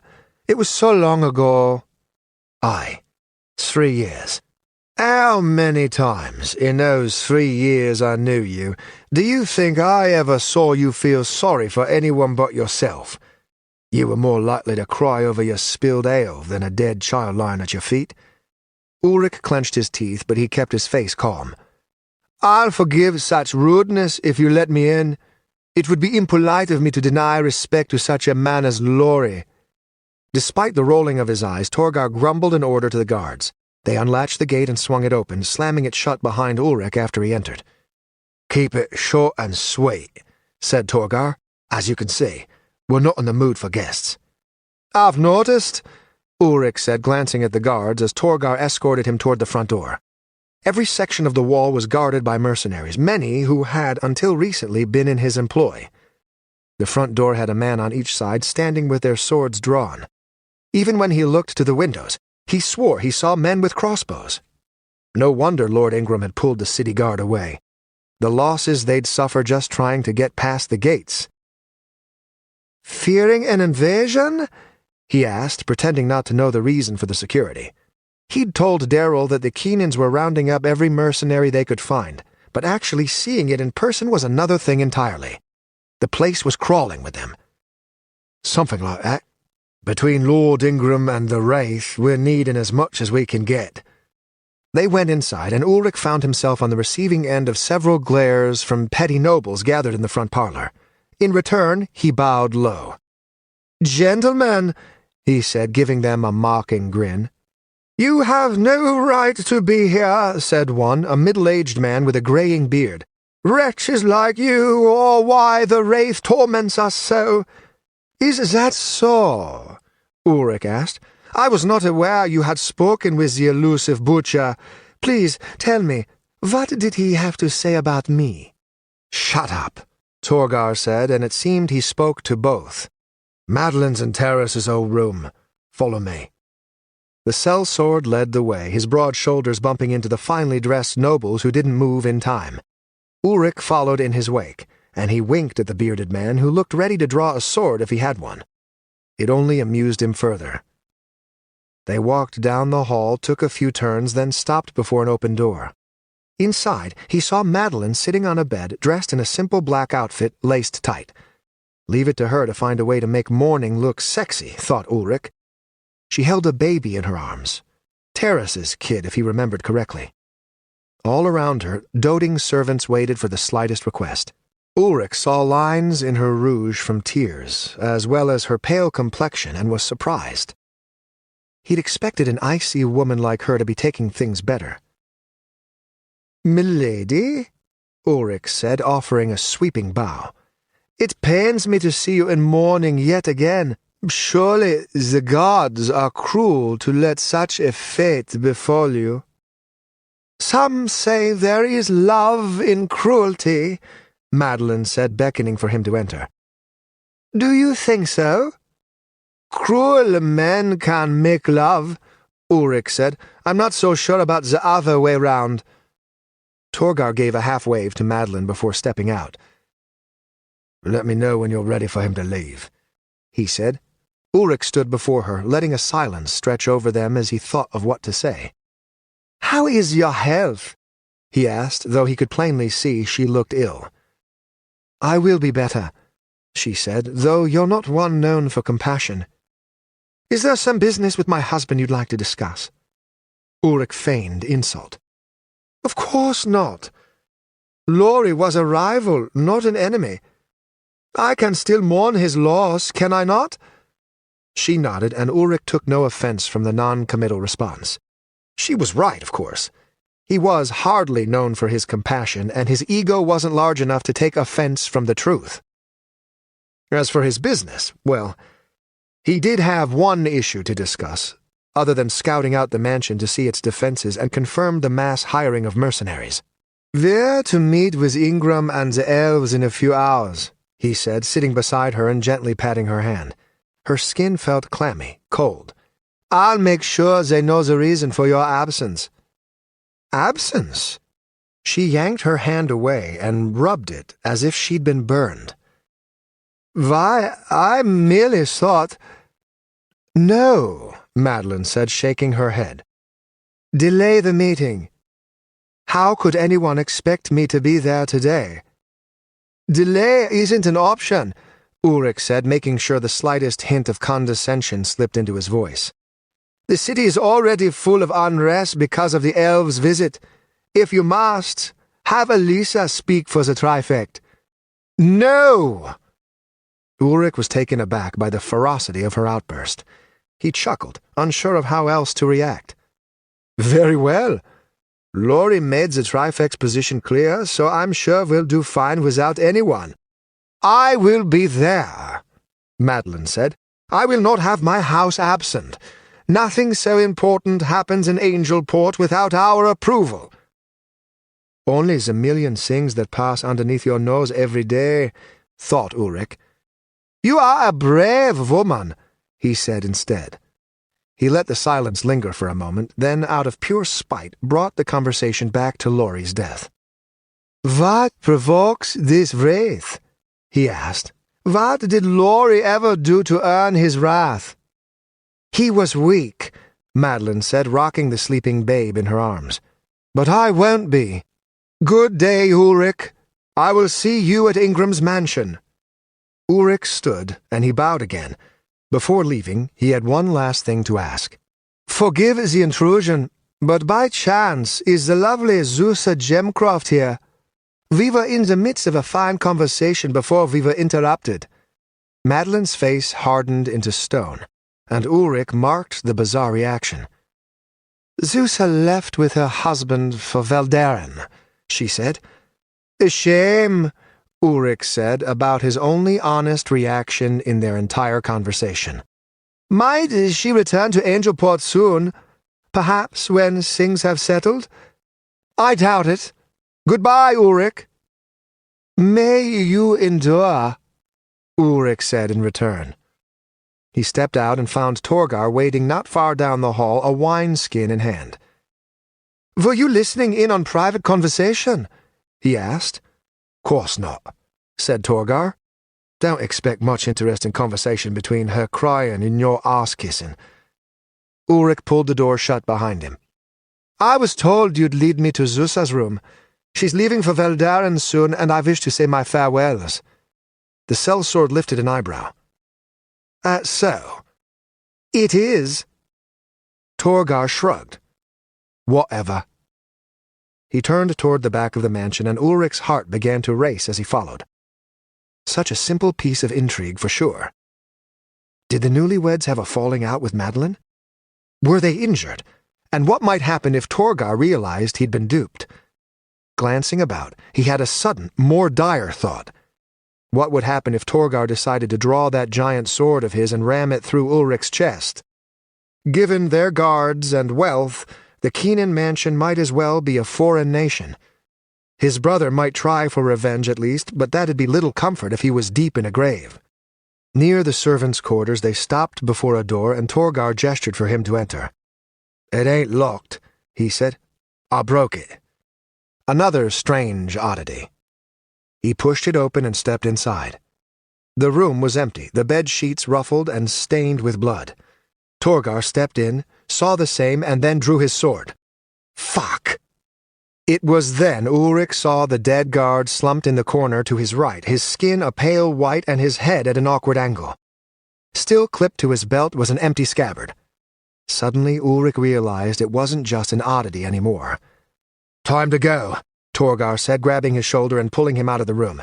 Normally Ulrich would have taken offense, but he knew a precarious situation when he saw one. "Of course," he said. "I should prepare for the meeting anyway." Yeah, Torgar said, clearly not listening.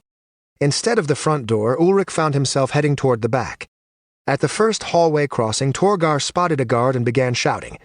"Where are they?" he roared. The guard paled and took a step back, and even Ulrich felt intimidated. "Who?" asked the befuddled guard. "Who else? Elisa and her pets. Gods, what I'd give for someone who knows what the fuck they're doing." As Torgar ordered for them to sound an alert, Ulrich could only wonder the reason why Elisa was being treated like an escaped prisoner. He knew the Trifect had its occasional infighting, but nothing like one taking the other hostage. Torgar kicked open the back door and more shoved than led Ulrich through. The two guards, one on either side, lay bleeding on the ground. He couldn't tell if they were dead or unconscious, but it certainly seemed the former. Seeing this, Torgar looked ready to explode. More than ever, Ulrich felt ready to be gone. "I can show myself out," he offered. Torgar shot him a look, at first with eyes wide and feral. Ulrich's throat tightened, and he felt no better when the sellsword suddenly grinned at him. "Scared to get a little blood on your hands?" he asked him. "Scared it'll be my own blood, yes."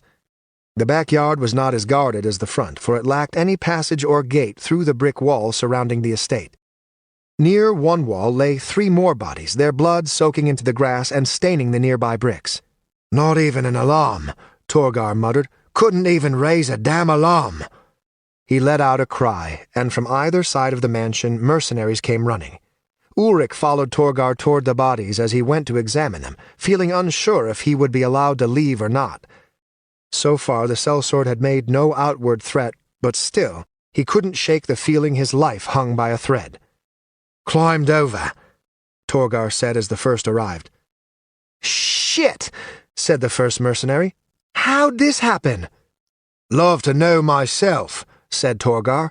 "You 3, form up squads, and get it done 5 minutes ago. Scour the area outside the mansion. I want those 3 found." "What 3? asked one of the mercenaries. "Elisa!" Torgar roared. "Who else could I be talking about? Now go!"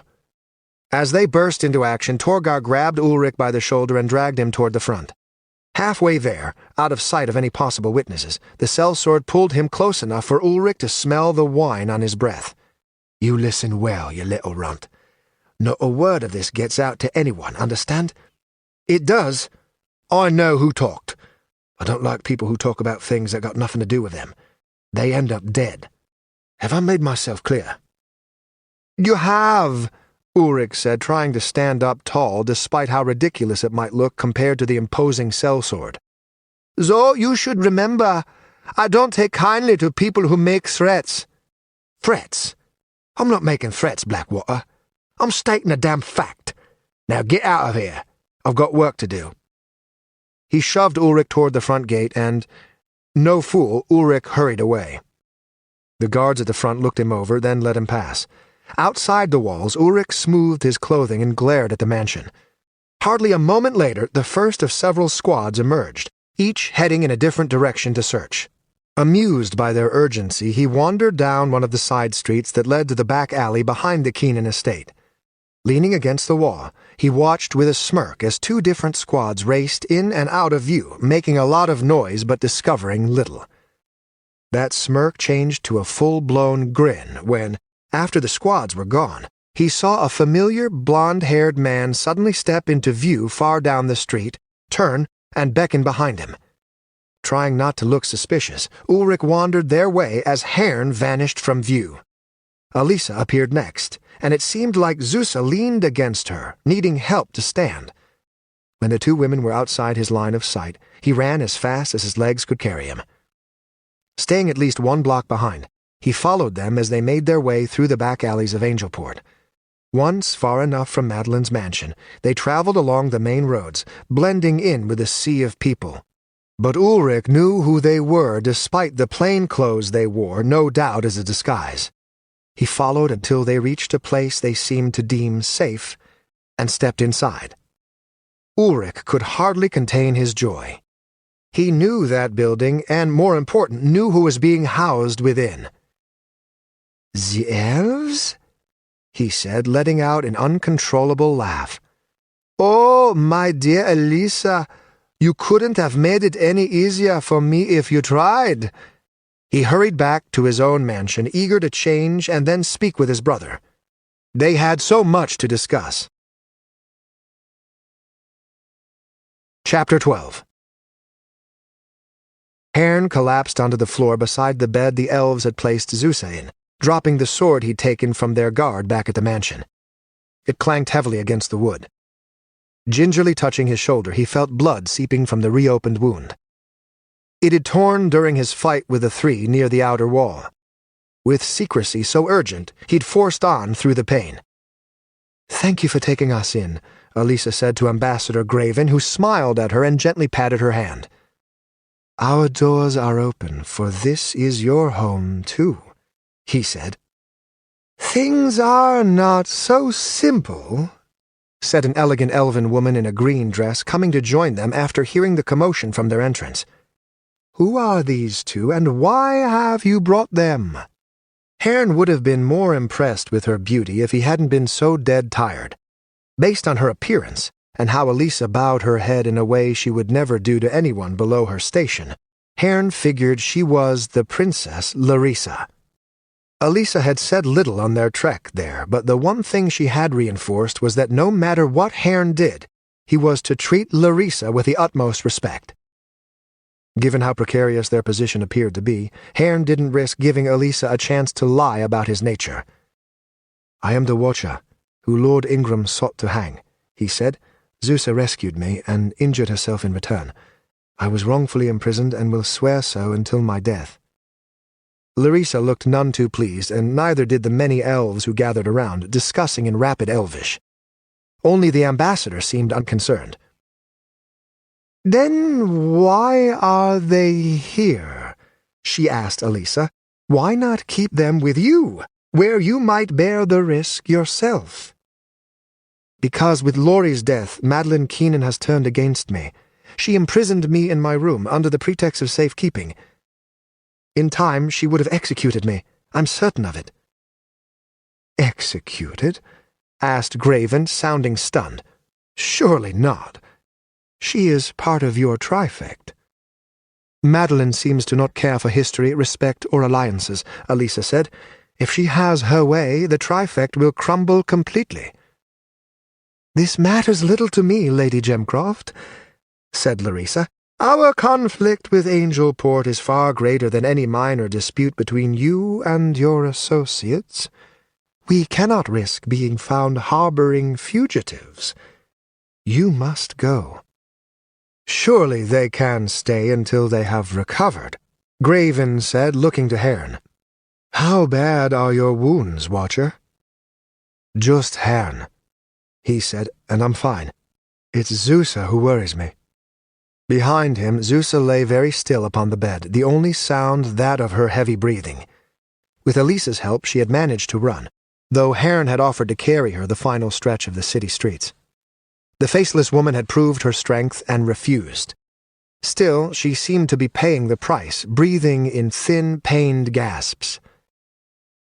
"Wounded or not, this is not a risk we are in a position to take," said the elven princess.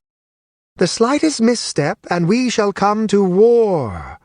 I do not trust this city's lord to react properly should he find out." As she spoke, Graven leaned closer to Zusa, a frown spreading across his face as he listened to her breathing. "Her blood is poisoned by leaves of the Nykoa bush," Graven said, pressing his fingers against her throat to feel her pulse. He pulled back her eyelids so he might see the yellow in her veins. "Nykoa?" asked Elisa. "A plant that grows from the roots of our trees. What you humans call the violet." "Poisoned?" asked Herrn, feeling a distant touch of panic in his chest. "What do you mean, poisoned? Will she get better?" "Without our care?" Graven glanced to Larissa. "Unchecked, it will only grow worse. She will die in 2 days, maybe 3. The room grew silent but for the quiet muttering of a few male elves. Larissa stood there, making eye contact with the ambassador. It was as if they could read each other without a word between them. At last, the elven princess spoke. "We are grateful for your kindness, Elisa, but we know it was done with your own aims in mind. If you stay, then we must go, and our final word with Angelport will be one of war should they continue to press our borders. The life of a single human servant is not worth the thousands who might die if Ingram discovers we helped you." "Servant?" said Elisa. "She is no servant. She is my friend, and you must help her." "Make your decision, Lady Gemcroft." Herrn watched her struggle, and he wished he had an answer. They'd come to the elves for aid, with Elisa insisting the ambassador would offer it to her. Sadly, it appeared his sway was nothing compared to the princess's. Where else might they go?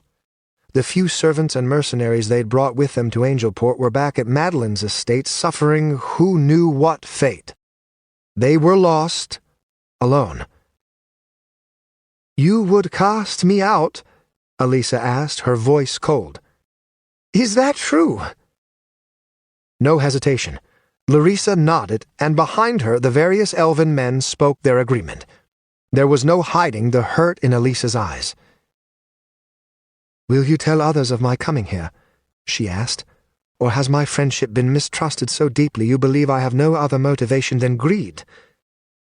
"I will speak no lies," Larissa said. "To stain my honor in such a way is disgraceful. We are people of our word, Elisa. It would be best if you humans learned this." They waited, all eyes on Elisa. Herrn wanted to be furious, but he was too exhausted, too distracted by the ache of his bandaged shoulder. He knelt by Zeus's bed, and he took her hand in his. It felt aflame with fever, and that heat ignited something deep inside him. Turning to the elves, he stood, and he felt the cold anger of the Watcher overcoming him. "Cowards," he said. "You use caution to mask your fear. You speak the word war to hide your inability to act. We come seeking aid, yet you turn us away to further your own ends, then throw it back in our face to justify it? Your very presence in this city means people might die. Bite the hand that once offered you aid. It is your choice. But know the wild dogs of this city can smell blood, and you won't remain hidden for long. Not from them. Not from me." "Quiet, Herrn," Elisa said, glaring at him. "Is that a threat?" asked Larissa, standing perfectly still. Only her mouth moved. "Is it, Watcher?" Not unless Zeus dies from your cowardice. Enough! Elisa stepped between Herne and Larissa. I will not apologize for him, she said, and Herne was proud of how tall and regal she appeared before the elven princess. For he speaks my mind. But I know the lives at stake, and I know what Zeus would choose. I will go, and I do so in hopes you will find a way to peace and save thousands of lives. But consider me friend and ally no more. The ambassador stepped beside Larissa and began speaking in Elvish, but several others behind him shouted him down. Larissa shook her head, and the sadness in her eyes only fueled Herne's anger. Go, she said. Be safe, Lady Gemcroft. It saddens my heart knowing this is the fate all agreements between our races must one day reach. Your choice, Elisa said, shaking her head before turning to Herne. Can you carry her? Herne scooped Zusa into his arms, shifting as much of her weight onto his good shoulder as he could. The pain was intense. Well, he thought, at least all those years of training under my father's tutors will be good for something. Locking the pain into a distant corner of his mind, he forced himself to not feel it. Just an ache, he thought. Just a dull ache. I can walk, Zusa murmured. Sure you can, Herne said, chuckling. But you won't? They left the house under the cold stares of the elves. Elisa glanced back once when they exited, as if she expected someone to follow after them. But no one came. Suddenly thrust back onto the streets, Herne felt exposed, and it seemed every pair of eyes watched him as the people passed. It wasn't true, not entirely, but he was used to hiding in shadows and traveling by night. At least they wore simple clothing. As long as they could avoid guards, they might have a chance. Well, he said as Zusa wrapped her arms about his neck and shifted so he'd be more comfortable. Where do we go? Elisa looked down either direction of the street, then sighed. I haven't the faintest clue, Herne. I wish I were home. So did he. He'd give anything to have the rest of the Eschaton mercenaries there. Tarlac would have whipped up a few fireballs to convince the elves of their foolishness. Brugh would have done a fine job ranting and raving, and of course Delicia would slide in right after, ready to speak a kind word to diffuse. He blinked. I have an idea, he said. It's desperate, but it might serve for a few days until we figure something out. Lead us, then, she said. I trust you. Let's hope I'm worthy of it. When they'd first toured the city under the guise of newlyweds, he and Zusa had memorized the location of various places, generally the markets, the docks, and the homes of the merchant lords. There was one building he'd noticed, not because of its grand size, but because of how diminutive it had been. The only problem was that they'd need to pass through one of the 3 gates, which meant a cursory examination by the guards. When we're questioned, just speak the truth, he told her as they walked. Our friend is sick, and we're seeking help. Are you certain? Stop worrying, Zusa said, opening a sleepy eye. You're braver than this. Elisa flushed, then quickened her step to keep pace with Herne. They arrived at the heavy gates, 2 guards overlooking those passing by. Every now and then they'd turn someone away, usually if they were too poor to afford the bribe. They had let Herne through with hardly a glance when he'd been in his fine, borrowed clothing. Nobles could stand their ground without fear. The rest, though. Hold on up, said the heavier of the 2 guards as they tried to pass through. What's wrong with her? Sick with fever, Herne said, refusing to meet the guard's eye for long. He didn't want to seem memorable in any way. Fever? Said the other guard, wandering over. We don't need any sort of plague getting near the docks. How bad? She'll die soon, Elisa said, stepping up. You his husband, miss? Yes, Elisa said without missing a beat. Please, she's our friend. She reached into her pocket and withdrew a handful of coins. Herne inwardly winced and wasn't surprised when the guards narrowed their eyes. Every coin was gold and freshly minted. Such wealth was beyond anyone dressed in the clothes they currently wore. Please, she said, offering 3 coins to each. We are in a great hurry. The second took the gold, but the heavier one scratched at his chin. Herne felt his eyes analyzing him, and he tensed, waiting for that moment of recognition. The guard leaned toward the other and whispered something. "Don't be daft," said the other. "That ain't him." "But how could you know?" "Course I know." The second guard stared Herne straight in the eye. "He saved my life. How could I forget that face?" The heavier guard shrugged and pocketed his share of the coin. "Much appreciate the kindness," he said. "Hard work keeping these streets safe." "I can imagine," Herne said. The three continued on, then hooked a right. "Next time, a handful of coppers will suffice," Herne said when they were out of earshot. Elisa blushed. "The least I have is a few silvers." Herne rolled his eyes. "Forget it. You could never pass as a commoner anyway. You don't have the slouch." Elisa started to protest, but saw Zusa smiling amid her pain. She blushed and kept her mouth shut. They traveled down the street until Herne at last stopped them before their destination. "A temple?" Elisa asked. "They may give us sanctuary," Herne said. "At the very least, they might be able to help Zusa. She's what is most important right now."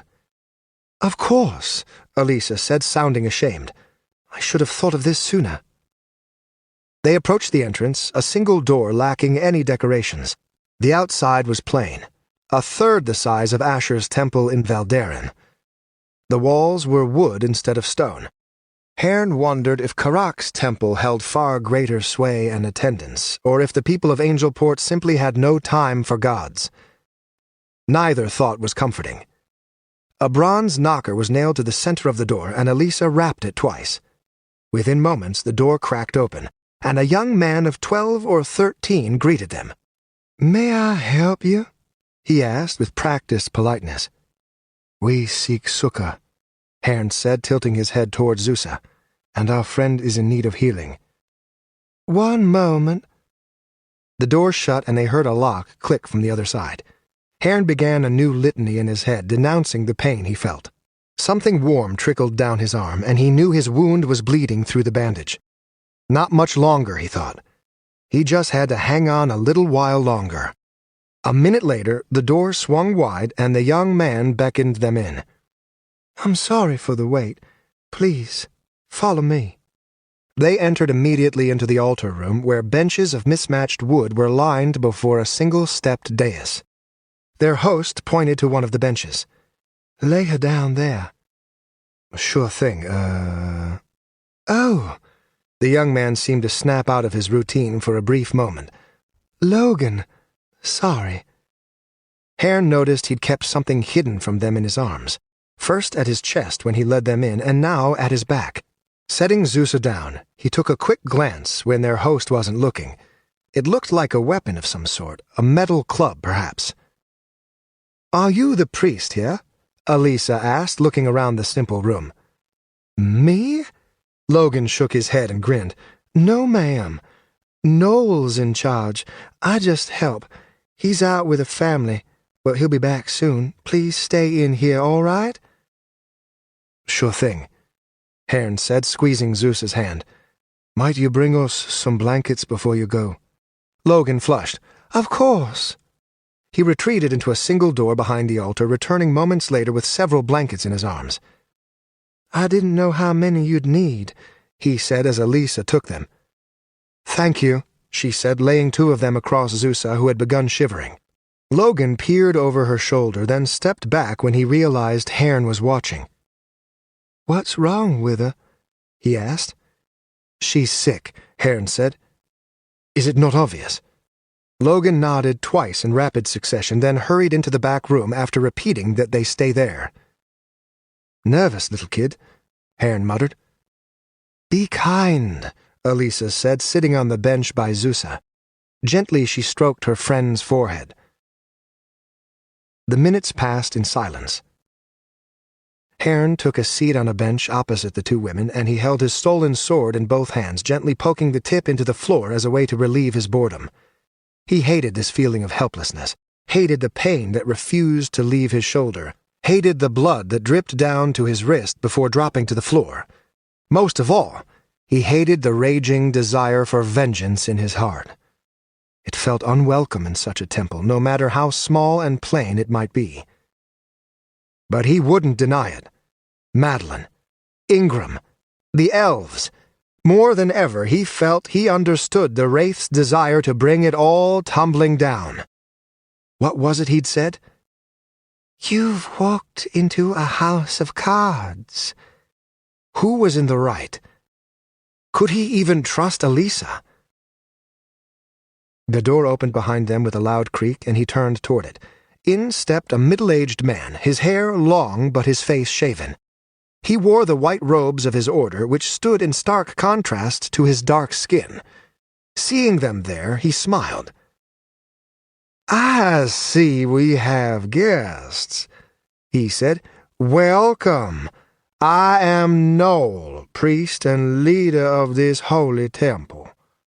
Hairn stood so he could bow, while Elisa remained seated next to Zusa, still holding the faceless woman's hand. From the back, the door opened, and Logan hurried out. "Have you made our guests feel comfortable?" Noel asked the young man. "We've been treated well," Hairn said, answering for him. "Though I feared Logan might strike us with a club at any moment." Logan blushed and kicked his feet.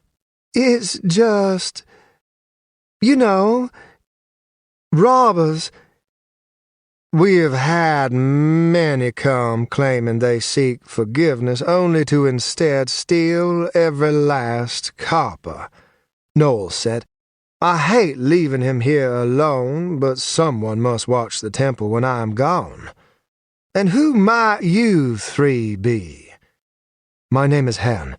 With me is Elisa, and the sick lady is Zusa."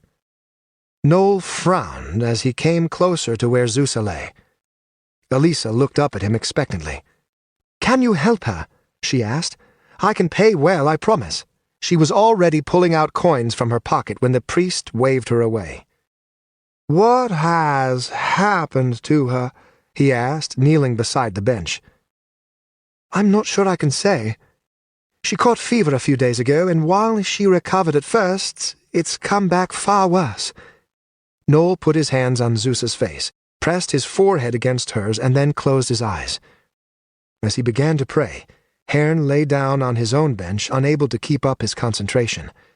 The pain in his shoulder came roaring back to life, and he gritted his teeth to endure. Meanwhile, white light flashed around the priest's hands, then vanished. "I've seen this before," he said, standing, "though never quite this extreme. Does she chew crim leaf?" "No," Elisa said. "Why?" "Because that's what this reminds me of.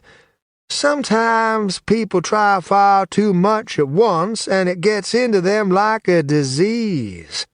Usually it only makes them sick for a day or two as it passes from their bodies, but this—" "The violet," Elisa said. "It must be that." "Violet?" "Similar to crimleaf, only far stronger. I can't explain much more than that, priest." Noel shrugged. "I will do what I can. Logan, help me carry her into my room. She deserves a better bed than this hard bench." Elisa slid aside so they might take Zusa. She watched them go, worry evident in her eyes. Hairn eyed her from upon his back, feeling incredibly tired. "You love her, don't you?" he asked. "Like a sister. Perhaps more." "I wouldn't know what that's like. I had only one brother, and I didn't know him well." She glanced his way. "What happened to him?" Hairn smiled even as the sadness and shame of it stung him. "I killed him at my father's request. I haven't thought about him in years." Elisa didn't seem to know what to say. She stared at the door behind which Zusa had vanished. Wringing her hands, she settled into the bench and pulled a blanket over her. "I did the right thing, didn't I?" she asked. letting the elves stay. You ask the wrong person, Hearn said, closing his eyes. I'm still in the dark. Why were you helping them? What do they have to do with you? And just what is this violet? Elisa sighed. Laurie Keenan's wealth has faded, so his only real source of wealth comes from his domination of the crimleaf trade that grows in the fertile plains of the Ramir. But recently we heard rumors of this new leaf, which the merchant lords were calling the violet. Everyone said the same thing, and after Zusa stole me some, I tried it myself to confirm it. The leaf is 100 times more potent than crimleaf. The catch is that it only grows in the Quellen forest. Something about the trees there. Or the elves, I don't know. For 2 years, the merchants have tried growing it elsewhere without success. So now they've moved on to a new strategy. The elves, Hearn said. That's what is causing all this conflict. Partly. Ingram's hatred of them is well known, and he's always been stirring up trouble. This time, though, he's gone too far, and he's clueless as to how badly the merchants have manipulated him to do so. He wants concessions of land, believing it'd be for his loggers and his boats. Since the elves have killed so many, he thinks this a fair compensation as well as a way to cease the bloodshed. Once the land's handed over to Ingram, he'll dole it out to his various minor lords, and from then it's only a matter of time before they sell it to one of the merchant lords for an obscene sum. Except this time the elves won't back down, Hearn said, thinking of the look on Larissa's face. Will they? Elisa sighed again. No, I don't think they will. There are some who wish to avoid war, and might consider parting with a few acres, but there are many elves who hope for otherwise. Lord Ingram's clueless to the change in attitude sweeping over the elves. He sees them as cowards, only cowards. So you come in here, helping the elves. It was all just to protect Lord Keenan's investments? Is that what you think of me? She asked, and the cold fury in her voice made him open his eyes. That my wealth, and that of the trifect, is all that matters to me? I saw a war coming, Watcher, one Laurie failed to prevent on his own. I wanted to find a way to stop it. I know we have our sins, but the merchant lords are worse. They have no stake in anything, no land, no heritage. They have their boats, their gold, and their vices. Violet is dangerous, yet they'll flood all of Desrel with it to fill their coffers. At least we've built an empire of mines, farms, villages. Ulrich and those like him will burn Neldar to the ground if they so desire. They'll sail their boats through 1,000 floating corpses if it satisfies their greed. Hearn stared, unflinching, against her glare. Why am I here? He asked. Why, really? Because Taris Keenan was a kind, worthy heir to his father's legacy, and that wraith butchered him and left his newborn child sobbing amid the gore. I brought you here for vengeance. And I'm just a weapon at your disposal? Of course, she said. Is that not what you are? Desrel's greatest killer? He settled back down on the bench, shifting so his bad shoulder would be comfortable. He thought of the awesome skill the wraith had displayed in their fight, how easily he'd won. I'm not so sure anymore, he whispered. Chapter 13. What in Karak's name is happening to my city? Wondered Ingram as he took his seat in the expansive meeting hall of his mansion and waited for the rest to arrive. At his right sat Edgar, though to his left was Bear, with Yor late as always. Laurie's resistance to your men sets a dangerous precedent, said Edgar as he sampled from a bowl of fruits a servant set between him and Ingram. And he's dead now, said Ingram. Good to know at least one of the gods has a sense of justice. There's still the matter of his wife, and if they're hiding the Watcher, if the masses start thinking you aren't in control... Enough, Ingram said, waving his hand. I have another round of hangings coming tonight, all to goad that bastard out. Never had such a wonderful excuse to clear my dungeons either. All those bodies swinging will make sure the people know who runs this city. Edgar leaned in closer, shaking his head. But still, you should press Madeline to turn them over, or at least allow an inspection of her mansion. It's shameful enough the Watcher escaped your dungeons, let alone with the Wraith openly mocking you. Enough! Ingram roared. Do you think I'm daft? Traitors, house elves, mercenaries are accepting coin to fight against me. A vigilante openly defies my rule, and it seems every night some new lord or lady dies in their bed. Worst part is, I can't send my damn soldiers after any of them. Too many cowards, all of you. At least the elves have the courtesy to admit they're the ones killing our people who enter their cursed woods. He grabbed a drink to calm himself. When he drained it, he held it out for a servant to refill. As he did, the first of their guests arrived, and it was not who he expected. Lady Madeline, Ingram said, standing.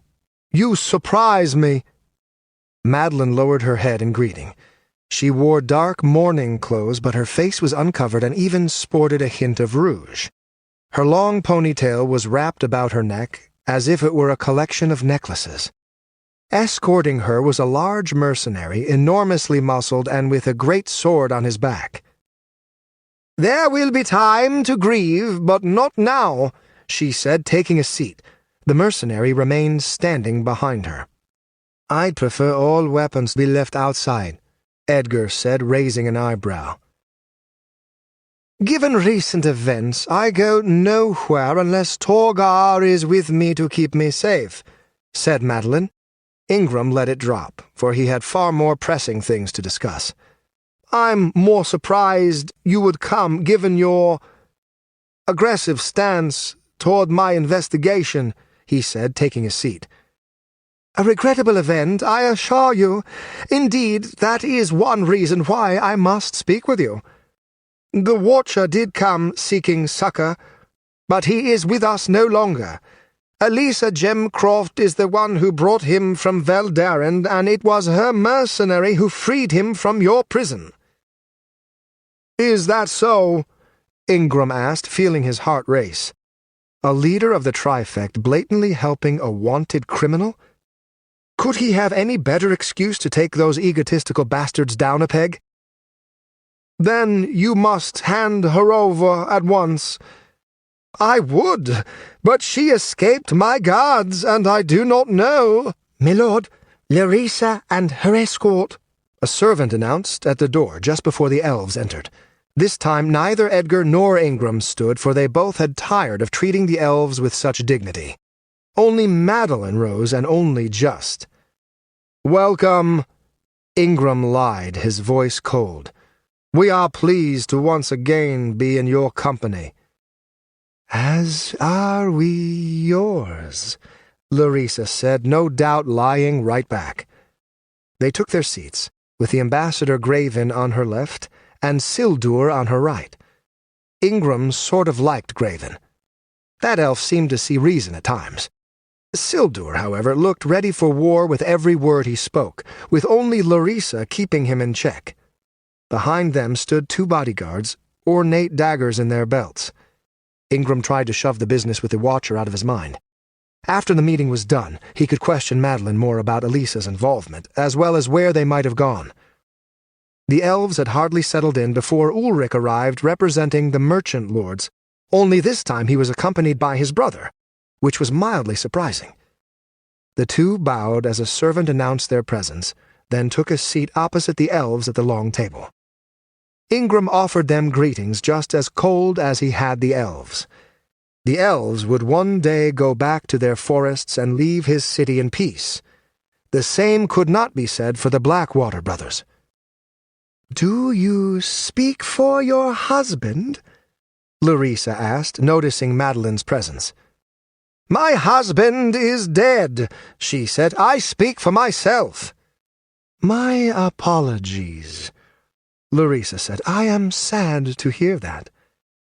As are we, Ulrich said, butting in as Yor finally arrived, taking a seat at Ingram's left.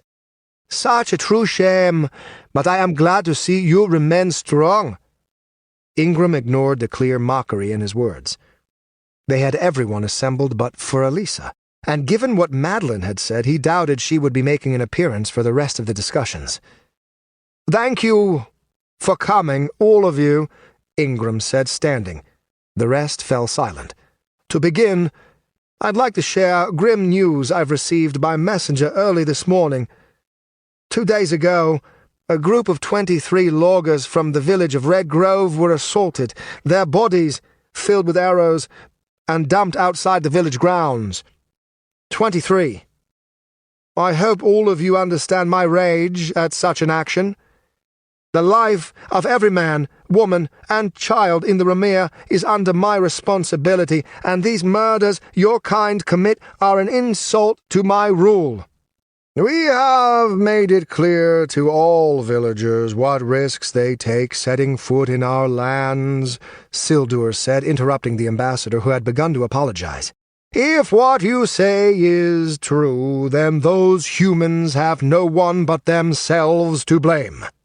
Yes, only themselves to blame for the arrows stuck in their sides, which I'm sure shot all on their own, Edgar said with a dramatic rolling of his eyes. That lumber is the only means to their survival, after all. So without it, they may as well take their own lives. You act as if we are butchers, Graven said. We are a sovereign nation and may seal our borders if we so wish. You humans have done this before. Only in times of war, Yor said, his words casting a dark pall across the table. We have not come here for that reason, Larissa said, straightening in her seat. We wish to avoid such a conflict, otherwise we would have remained in Quellasar. It is not our goal to cause strife or unrest within your city. Before any could continue, Ulrich burst into laughter, so absurd and out of place that everyone stopped to stare. Not your goal to cause unrest? Ulrich asked, a huge grin across his face. My, that sounds amusing, especially with you protecting a wanted murderer. Every elf froze as if they'd been struck. Ingram's jaw dropped, and it took a moment before he could compose himself. What do you mean? He asked. Explain yourself.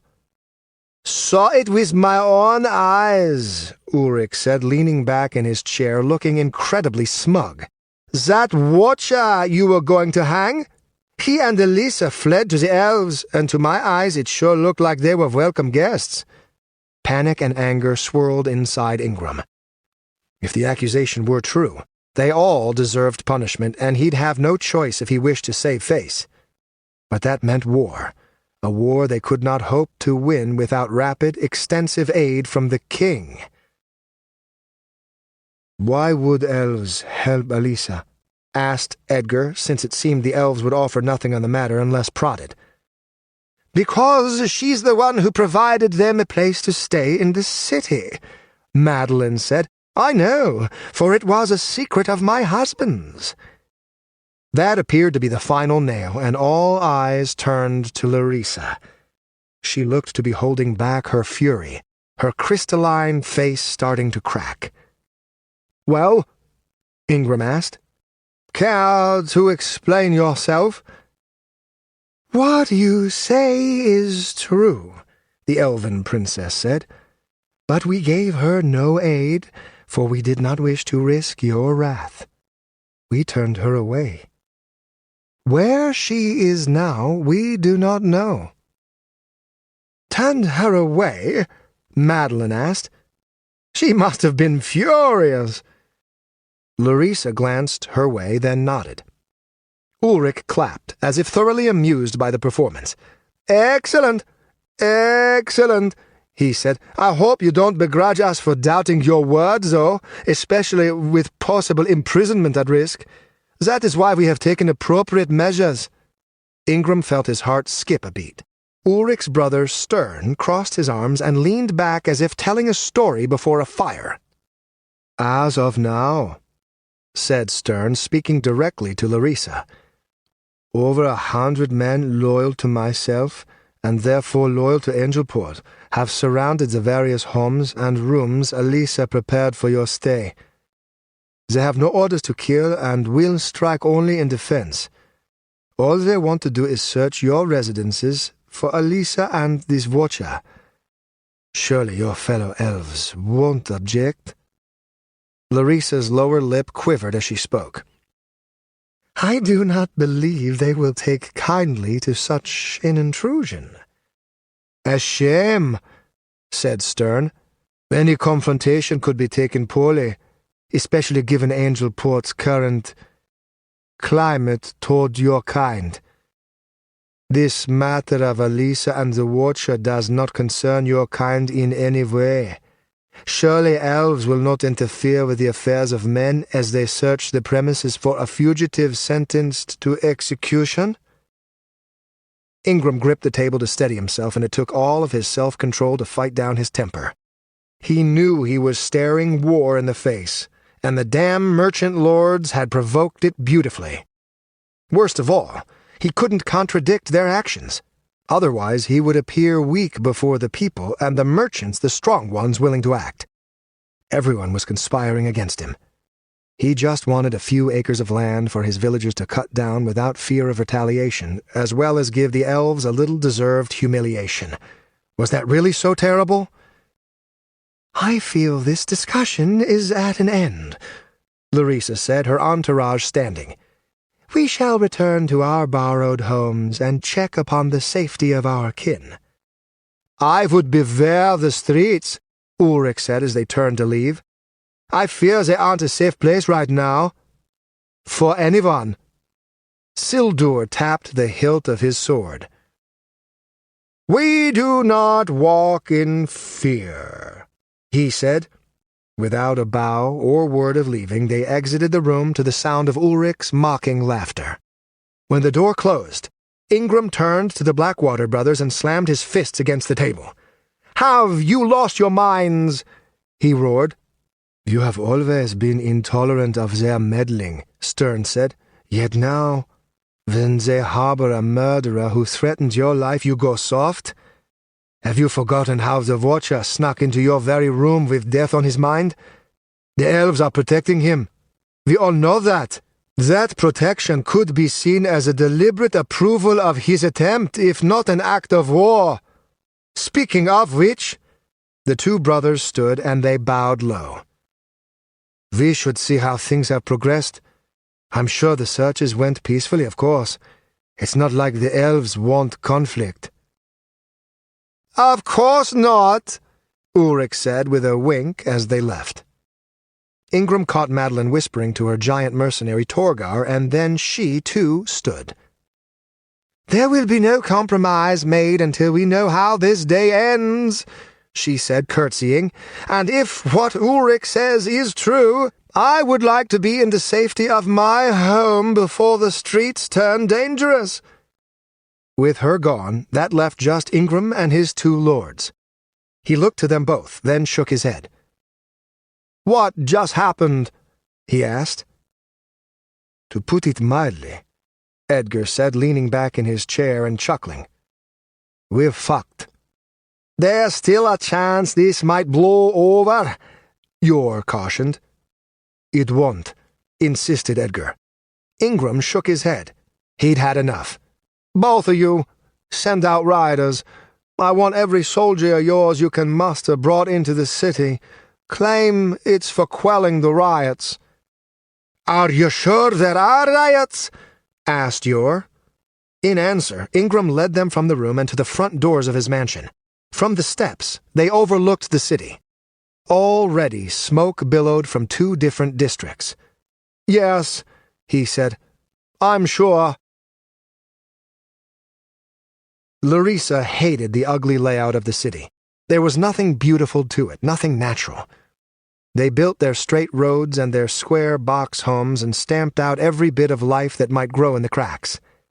It was only if she climbed to the rooftops could she even see the stars, all because of their torches and lamps. More than ever she yearned for the forest, especially as her company descended the hill Lord Ingram's mansion was built upon. Below, the city seemed angry and vile. Every pair of eyes that looked upon them burned with hatred. They were only 5, all armed, including Larissa. She feared no ruffian or drunkard striking her. Humans were only frightening if in great numbers, and even then the people so far had only flung stones from hiding. Such cowardice. Larissa preferred the company of wild dogs to the people of Angelport. At least they would bare their teeth and fight a creature that frightened them. "Perhaps we should stay here in the mansion until things calm down," Graven suggested, but Larissa would have none of it.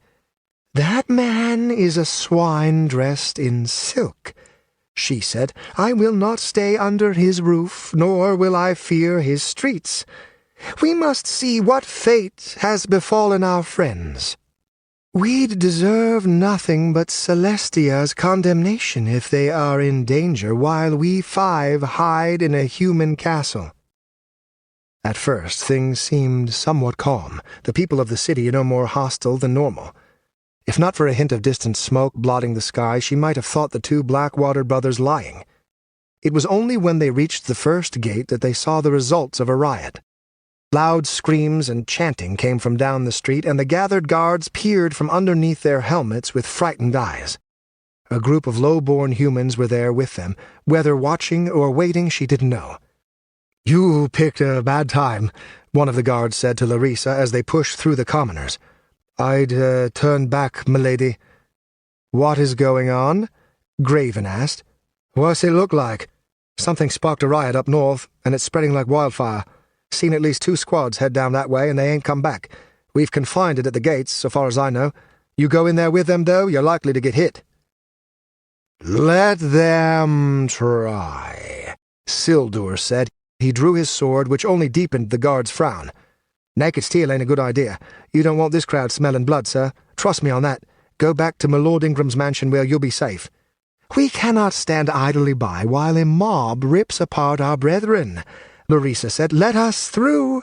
"And may Celestia watch over us all," Graven said to himself as the soldiers parted, and they entered the strangely empty streets. It seemed those not intent on burning or breaking were in hiding. With Sildur leading the way, they traveled toward their home. A boy ran past them, blood dripping from his nose. They passed a 2-story building, its windows billowing smoke. Broken doors marred several shops. A group of 3 ran toward them, saw their approach, and cut down an alley. All 3 held torches. Larissa could only wonder at the twisted logic of humans. Furious at their situation and at perceived damage done to their own kind many miles away, why did they then turn it on their own homes, their shops and walls? Still, it was better that than turning it on her own kind as far as she was concerned. "Perhaps we were wrong to seek a way to reason with men such as these," Graven said, and coming from him, it was a harsh condemnation. The ambassador seemed to be one of the few Quellan elves not eager for war. As they walked past a slumped guard, his face beaten to a pulp, she felt certain even Graven's hope for peace would reach its end. The shouting grew louder, and then from another alley came a large gang. Only a few wielded weapons, the others lifting their fists or waving torches. Larissa's hand fell to the ornate dagger belted to her waist as all around her the rest reached for their weapons. "Murderers!" one shouted, and many others took up the chant. "Heathens! Go home! Go home!" There were about 15 of them, not enough to inspire any real bravery. When the 5 elves neared, the humans gave way, splitting so they were on either side. They cursed and hollered, turning their faces red, but she ignored their threats. They were mere products of ignorance and poverty. What could they say that would possibly mean anything to her? The rest of the elves lifted their weapons, easily keeping them at bay. "We've still a ways to go," Graven said as they made it past, the group lingering like a shadow. "Then we should make haste," Larissa said. Come the next block, they encountered the true mob, and for the first time Larissa felt fear. At least 100 of them gathered together, the air above them thick with the smoke of torches. They cheered and shouted as 7 or 8 tore down the door to a home. She couldn't begin to guess the reason why, though by what they cried, she worried one of her friends was hiding inside. Those near the edge first saw Larissa and her escort, and word spread within seconds. The mob turned toward them, and they screamed for blood. "Show no fear," Larissa said. "Don't stop moving, no matter what," Sildur ordered. The mob surrounded them as they made their way to its very center. Once the elves were totally enclosed, lost in a cacophony of hate and screams, the first dared strike. He wielded no weapon, just a young man throwing a punch. Sildur ducked beneath, then with practiced precision cut off the man's fingers. As the blood spilled and the severed digits fell to the street, the rest howled with near-mindless fury. "Cut through!" Larissa cried in Elvish. The surprise of their attack was the only thing that kept the elves alive. They lunged at the front group, tearing through them with ease, for they lacked weapons and armor. Her 2 bodyguards protected their rear, their long swords moving with dizzying speed. Larissa ran, for as the bodies began to fall and shrieks of pain filled the air, most of the mob fled in fear. However, there were many who wanted blood, and they rushed on with mad abandon. Graven cut a path through a group of 5, slaughtering 3 of them, then turned back to Larissa, ushering her on. Before she could follow, the gap closed, over 30 angry men rushing at her, thinking her helpless. With her dagger, she could kill any lone human, but they were not alone. She stabbed anyway, killing the first to near, but the rest pressed on. Fists crashed against her face and chest. With no other recourse, she fled the other direction. It, too, was blocked.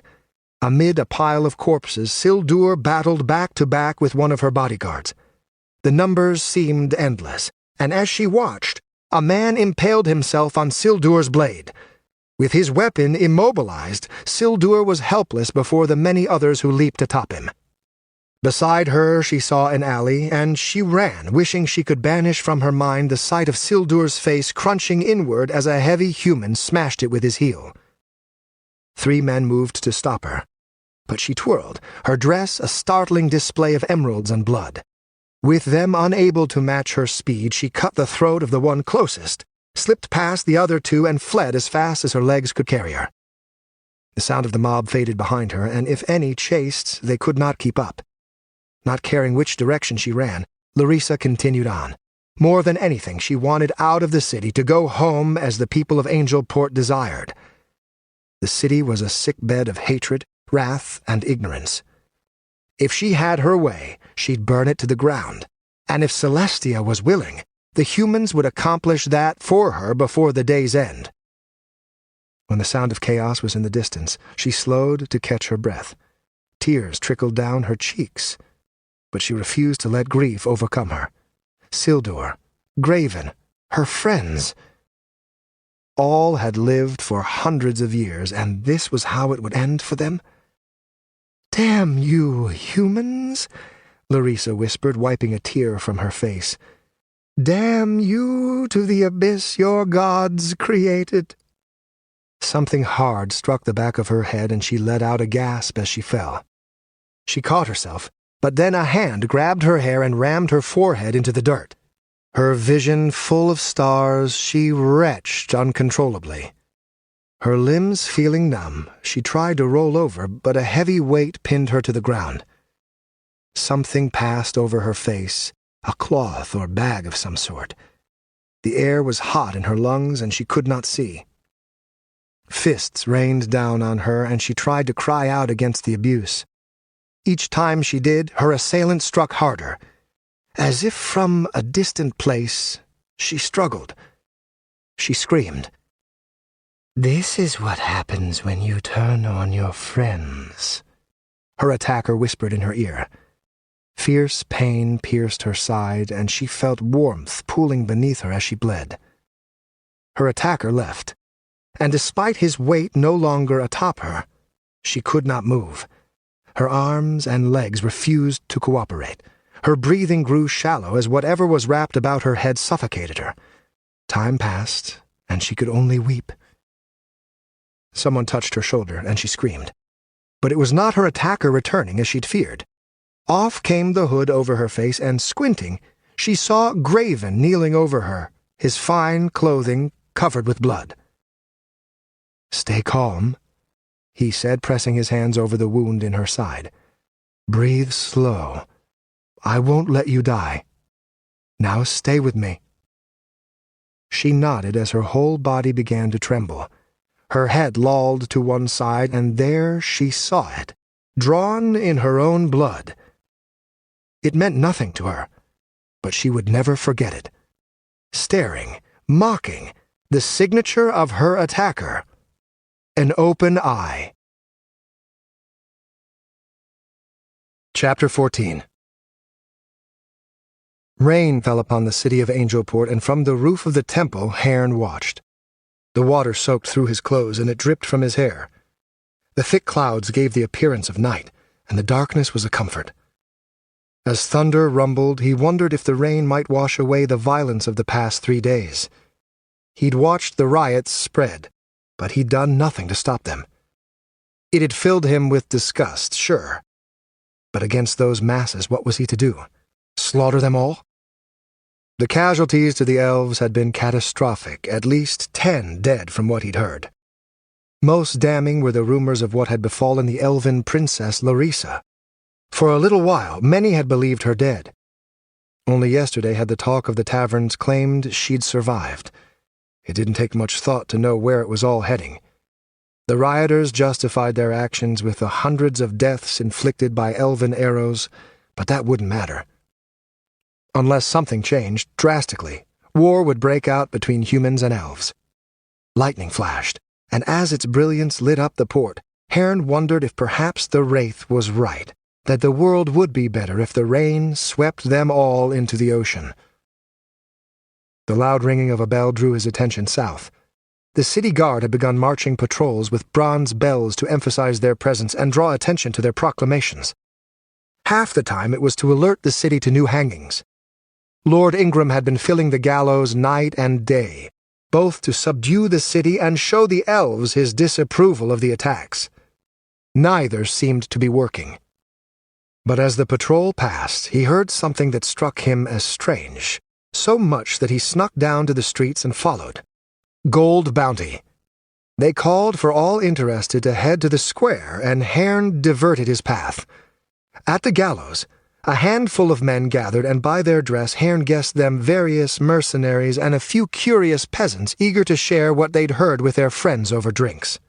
A messenger stood on the wood platform, looking thoroughly miserable in the rain. He kept a sealed scroll underneath his cloak, protecting it best he could. "Any word what this is about?" Hearn asked, sliding up to one of the regular folk. "They ain't said yet," the man answered, scratching at his neck. "But sounds like the reward's plenty, so it's got to be big, right?" So it'd seem. They'd set up 2 torches burning on either side of the raised platform, and both flickered and died as a sudden gale blew through them. The messenger cursed, barely holding on to the scroll. Looking like he'd had enough, he opened it and began hollering at the top of his lungs. "Having been given sufficient proof, my Lord Ingram Merband declares Alisa Gemcroft an enemy of both the elves and Angelport, having been responsible for the grievous attack on Larissa Sinistel of Quelazar. A reward of 20 acres of Ingram's land, to be done with as he or she would please, will be given to whoever brings Alisa to the city guard. No reward shall be given if she is dead. Another 10 acres of land is offered for the man known as the Watcher, who made an attempt on our Lord Ingram's life and carried out the attack upon Larissa Sinistel. Reward will still be given if brought his corpse. So orders our Lord of the city, may the gods protect his name." Hearn's jaw fell open as the news spread like lightning through the crowd. What madness was this? Fading away into the dark alleys, he ran back to the temple. Logan was waiting for him at the door, letting him in and handing him a dry cloak to wrap about his body. "The rain letting up?" the young man asked. "Doesn't look like it," Hearn said, looking for and finding Alisa sitting on a bench at the very front. Beside her lay Zusa, wrapped in blankets. She slept. Logan lingered nearby, polishing the altar and dais as Elisa nodded in greeting. "Her convulsions have stopped," she said as she took a seat beside her. "I think the violet's finally leaving her body." Hearn nodded, glad but unable to think much of the matter, not given what he'd just heard. "Elisa," he said, "Ingram just put a bounty worth 20 acres on your head." Her jaw clenched, but she held her reaction well. "I'm not surprised," she said. "I assumed Madeline would try to turn him against me somehow." Hearn shook his head, and he fought to keep his fury down. "It's not that. It's Larissa. He's claiming you're responsible for her attack." "But why?" "No, she can't possibly think I'd retaliate, not even for what she did." "It seems she does, and they claim I was the one to attack at your command. We have prices on both our heads." She sat back, stunned, and grabbed Zeus's hand as if on instinct. "What do we do?" she asked. Her voice had fallen to a whisper. "What can we do?" Hearn shook his head. "This whole city is rotten. Let us leave. Forget vengeance on the Wraith. Once we're back in Valderan, you'll be safe from Madeline's madness and Ingram's guards. Let this city meet its own fate." "Even if that fate is war?" "This city will have war no matter what we do. They run toward it with open arms. Do you think we can convince the elves to ignore the lynch mobs that tore their kin apart? Do you think we can convince the merchant lords to abandon their greed? Do you think we can make Ingram humble himself before the elves and take their side in these disputes?" "We must do something." Elisa stood as if sitting were too much for her anger. "I won't let the Remir descend into chaos. Thousands will die, and call me greedy if you will, but I cannot lose the trade, the ships, the farmland. War in the south will cause irreparable harm to the Trifect, and already we limp on decaying legs. We helped create this mess, and we will fix it. Now think! Why would Larissa or Ingram think you were to blame?" "The eye," Zusa said, slowly sitting up. "And your yelling is bad for headaches." Hearn felt her words pierce his heart with ice. "The Wraith," he said. "It has to be. He wants this whole mess brought to a head, and now he's found a way." Elisa fussed over Zusa a moment, who pushed her away. "He's attacked the elves before," Zusa said. "You must find him, Hearn. Give him to the elves, and let them take all the years they need to drag out a confession. If we clear Elisa's name, we might stop all of this." She made it sound so simple, but Hearn knew it wasn't. Finding the Wraith would be close to impossible, and as for defeating him— "And what about you?" he asked her, trying not to let his nerves get the best of him. "The merchants have overstepped their bounds," Zusa said. "We must make them fear us, fear the fate awaiting them if they force Angelport into war." She stood on unsteady feet. Elisa pulled her back down to the bench, and the faceless woman could not resist. "You're still weak," she said. "Rest another day. We're safe here." "Can the city spare another day?" Hearn frowned, and he swung his arm in a circle. Noel had done well healing his shoulder, and he finally felt like he might fight at full strength. Perhaps the city could wait, as well as the merchants, but the Wraith? "I'll find him," he said, "even if I have to tear Angelport apart until I do." It was a hollow promise, for the city was an enormous place, but he had a feeling the Wraith would be looking for him, looking to see if he'd join him. Part of him still wanted to. But if they were to have peace and clear his name, he'd have to take him down. Hearn reached into Elisa's pocket, pulling out a handful of gold coins. "Where are you going?" she asked as he headed for the door. "To buy new swords." Ambassador Graven waited outside the city, in the same spot where Erevan had been killed. It only seemed appropriate. No tents this time, just a small fire to show his position. The rain had stopped, but thick clouds remained, convincing the elf it was a brief but welcome respite. Hour after hour came and went, and patient as ever, He let them pass until at last his guest joined him at the fire. "Greetings, Scoutmaster," Graven said, bowing. "Where is your magnificent horse?" "I feared Sanoan would attract too much attention," the other elf said, and he bowed low to show his respect. His hair was brown and long, carefully cut and braided so it would not disrupt his vision. His clothes were a camouflaged mix of greens and browns. When he walked, he made not a sound, and it seemed even the grass hardly noticed his passing.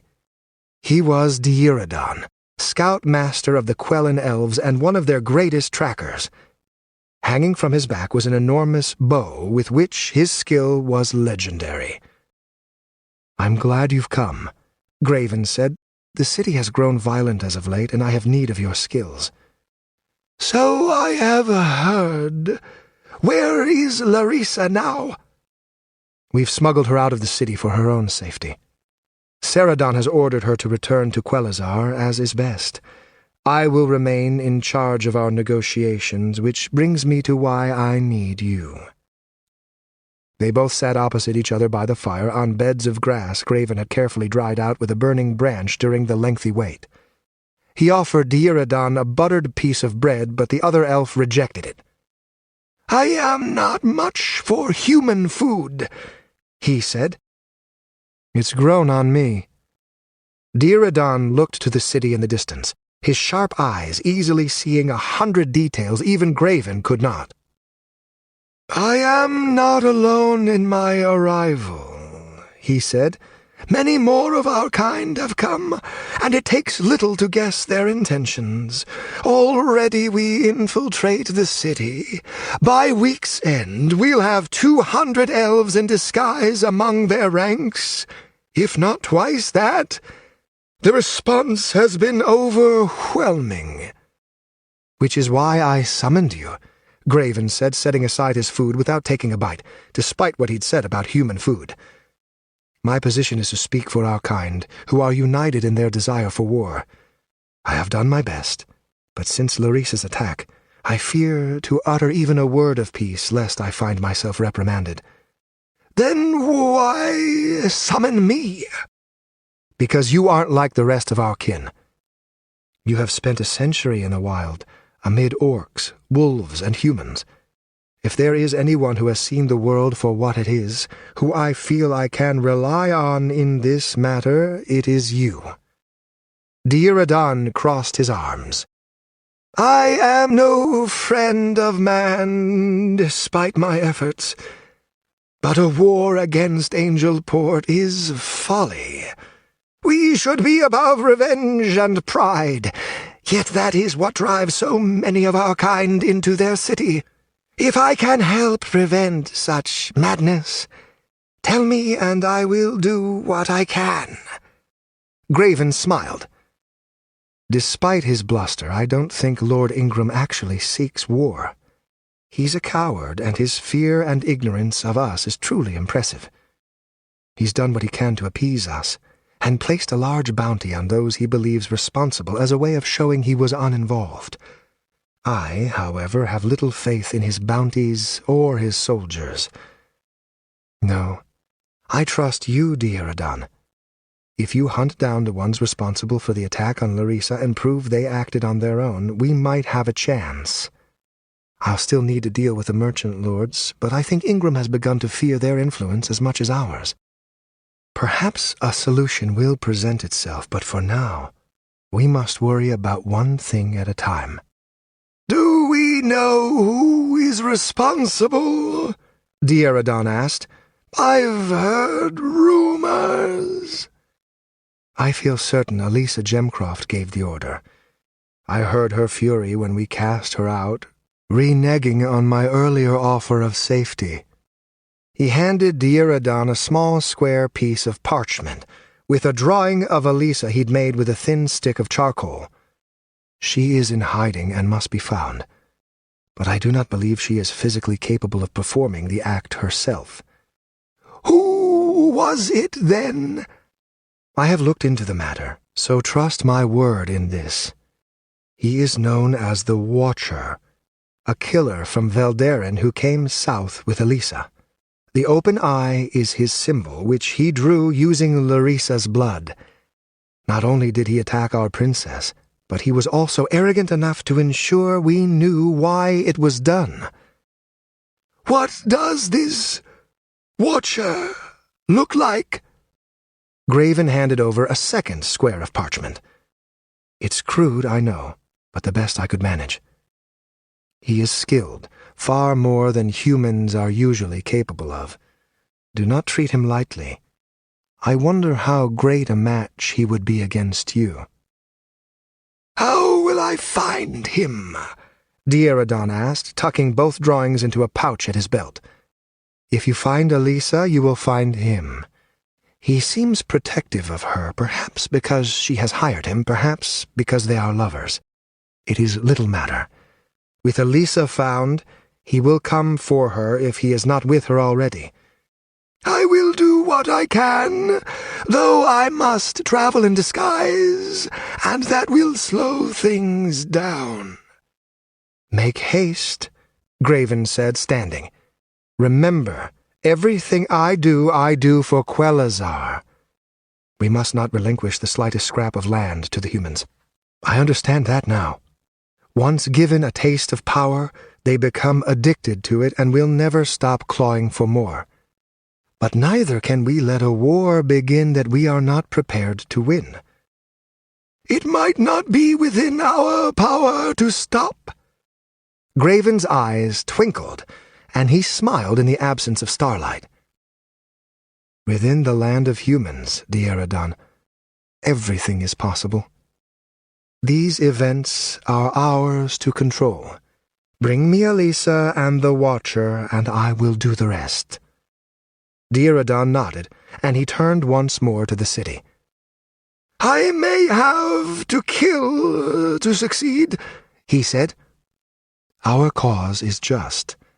Celestia will understand and give you her blessing.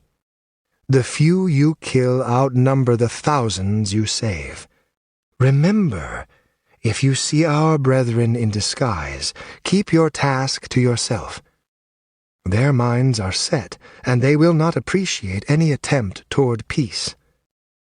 "I understand. Go in peace, Ambassador, and may Celestia watch over you." "And you as well." Dieradon scattered the fire with his foot, then headed for the city. Graven watched him go, for a moment doubting the wisdom of sending the scoutmaster after the Watcher. In the end, he shrugged and decided it was worth the risk. Chapter 15. Dejected, Hairn returned to the temple just before the break of dawn. He'd scoured the city, twice interrupting an attempted theft and once a rape, always careful to wound without killing. Still no sign of the wraith, despite the possible attention. At least the rain had subsided and no riots had broken out, which was a blessed relief. As he walked to the door, it opened, and Logan startled for a moment finding him standing there so close.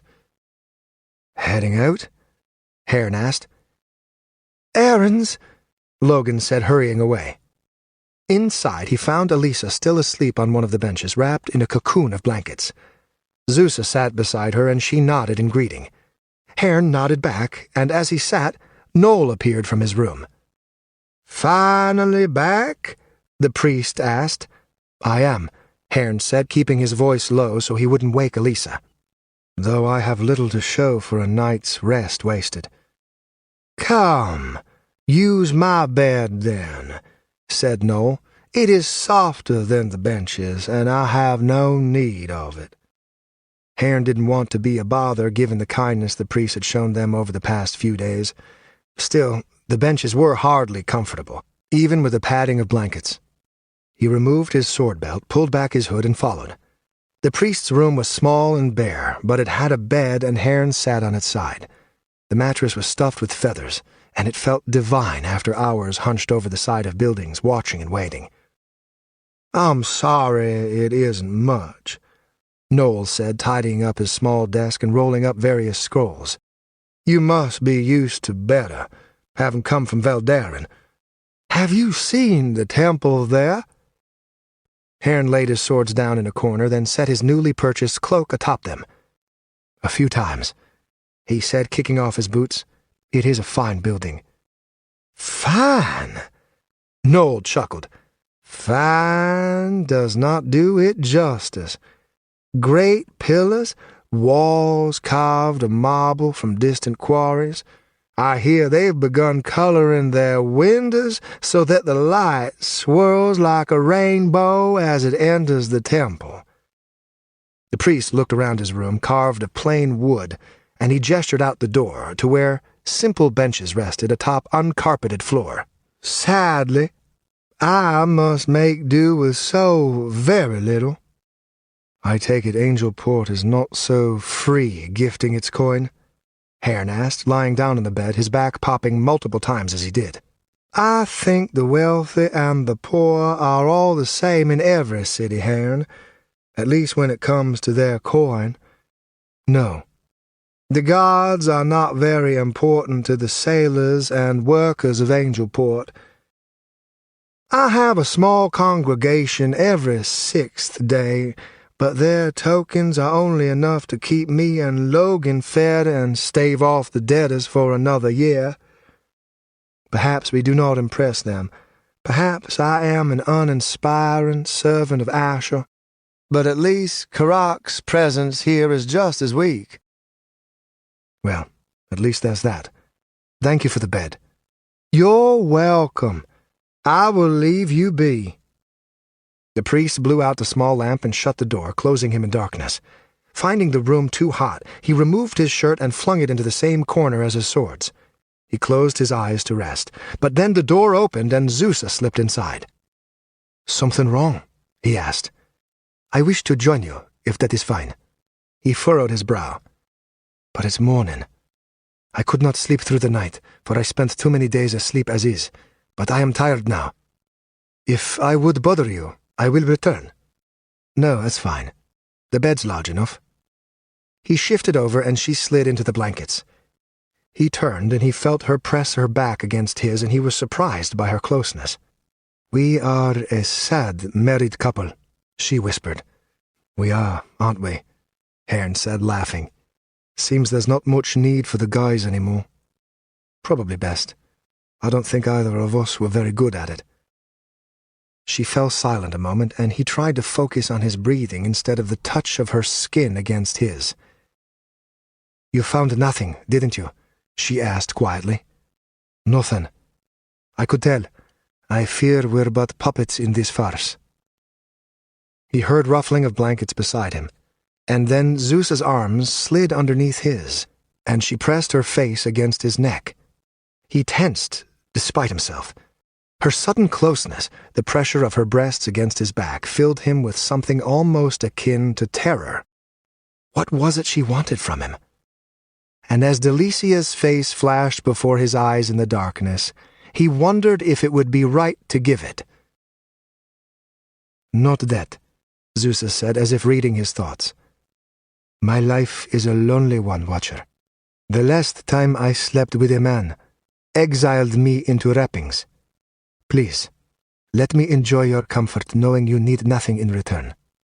Hearn nodded and felt embarrassed for the thought. Closing his eyes, he let his breathing slow. It was a strange but welcome feeling, her breath against his cheek, her arms loosely wrapped about him. She spoke of loneliness, and thinking of those long 5 years he'd spent living in the streets of Veldaren, he could sympathize with that ache. Solitude was an evil beast, and even after living in the Eschaton Tower among friends, he still felt its scars. They were so alike, Hearn realized, and with that thought he finally relaxed. His hands wrapped around hers, holding her tight against him, tilting his head so her short hair could be a pillow for her cheek. He slept, and it was peaceful, but not long. "Hearn." He stirred, the worried tone of Zeus's voice kicking in years of training. Fully alert, he sat up in bed, realizing that he was alone atop the mattress. Zeusa knelt by the door, having cracked it open for just the tiniest sliver of light to pierce through. "What's going on?" he asked. "Dress and prepare your swords," she said, shutting the door so they fell once more into darkness. She kept her voice low, as if afraid of being heard. "I fear we have been betrayed." Betrayed? Already he'd thrown on his shirt and cloak, locating them easily enough in the corner. He heard a ringing sound as Zusa drew her daggers. "Yes, betrayed. I weep for this city, Herne. Even the faithful are faithless." As he tightened his belt, he heard a heavily muffled noise. The second time, he guessed what it was, and he felt his throat tighten. Voices were shouting from outside the temple. "Alisa?" he asked. "Dead or sleeping, from what I can see. Move quickly." The door cracked open again, then closed, and suddenly Herne felt a pair of lips ram against his mouth. It took him a full second to kiss back, so stunned was he. "Don't die," Zusa whispered into his ear. "Perhaps, in time, I'll show you why Karak's priests made me one of the Feslas." Herne chuckled, then pulled his hood low. "Go," he said. They burst through the door, weapons drawn. In seconds he took in the scene, and it was not what he expected. Alisa lay very still on the front bench. Beside her sat Noel, looking very tired. Logan was nowhere to be found, the rest of the building completely empty. Zusa flung herself at the priest, grabbing the front of his robes and pulling him to the ground. Herne had a blade at his throat immediately. "Check her," Herne said as outside someone bellowed for Alisa and the Watcher to come forth. Zusa put her fingers against Alisa's mouth as Noel slowly shook his head. "She won't wake," the priest said. "Not for many hours. A simple leaf I crushed into her tea. I assure you, it will cause her no permanent harm." "Why?" Herne asked, trying to remain calm as fury swept through him at the betrayal. "You wouldn't understand," Noel said, remaining calm despite the weapon pressed against his neck. "I do this for Asher, and only for him." Behind him, Zusa shook and slapped Alisa, but the woman would not wake. Herne's knuckles turned white as he clutched the hilt of his saber. He thought of Robert Herne, his mentor, giving his life to protect a young Aaron Fellhorn from the wrath of his father. To compare the two seemed foul, yet Noel was a priest, a holy man, while Robert had been just Robert. And yet that old man had been so much stronger, so much braver. "The temple's surrounded," Noel said softly, interrupting Herne's thoughts. "They won't enter out of respect, at least for now. Turn yourselves in.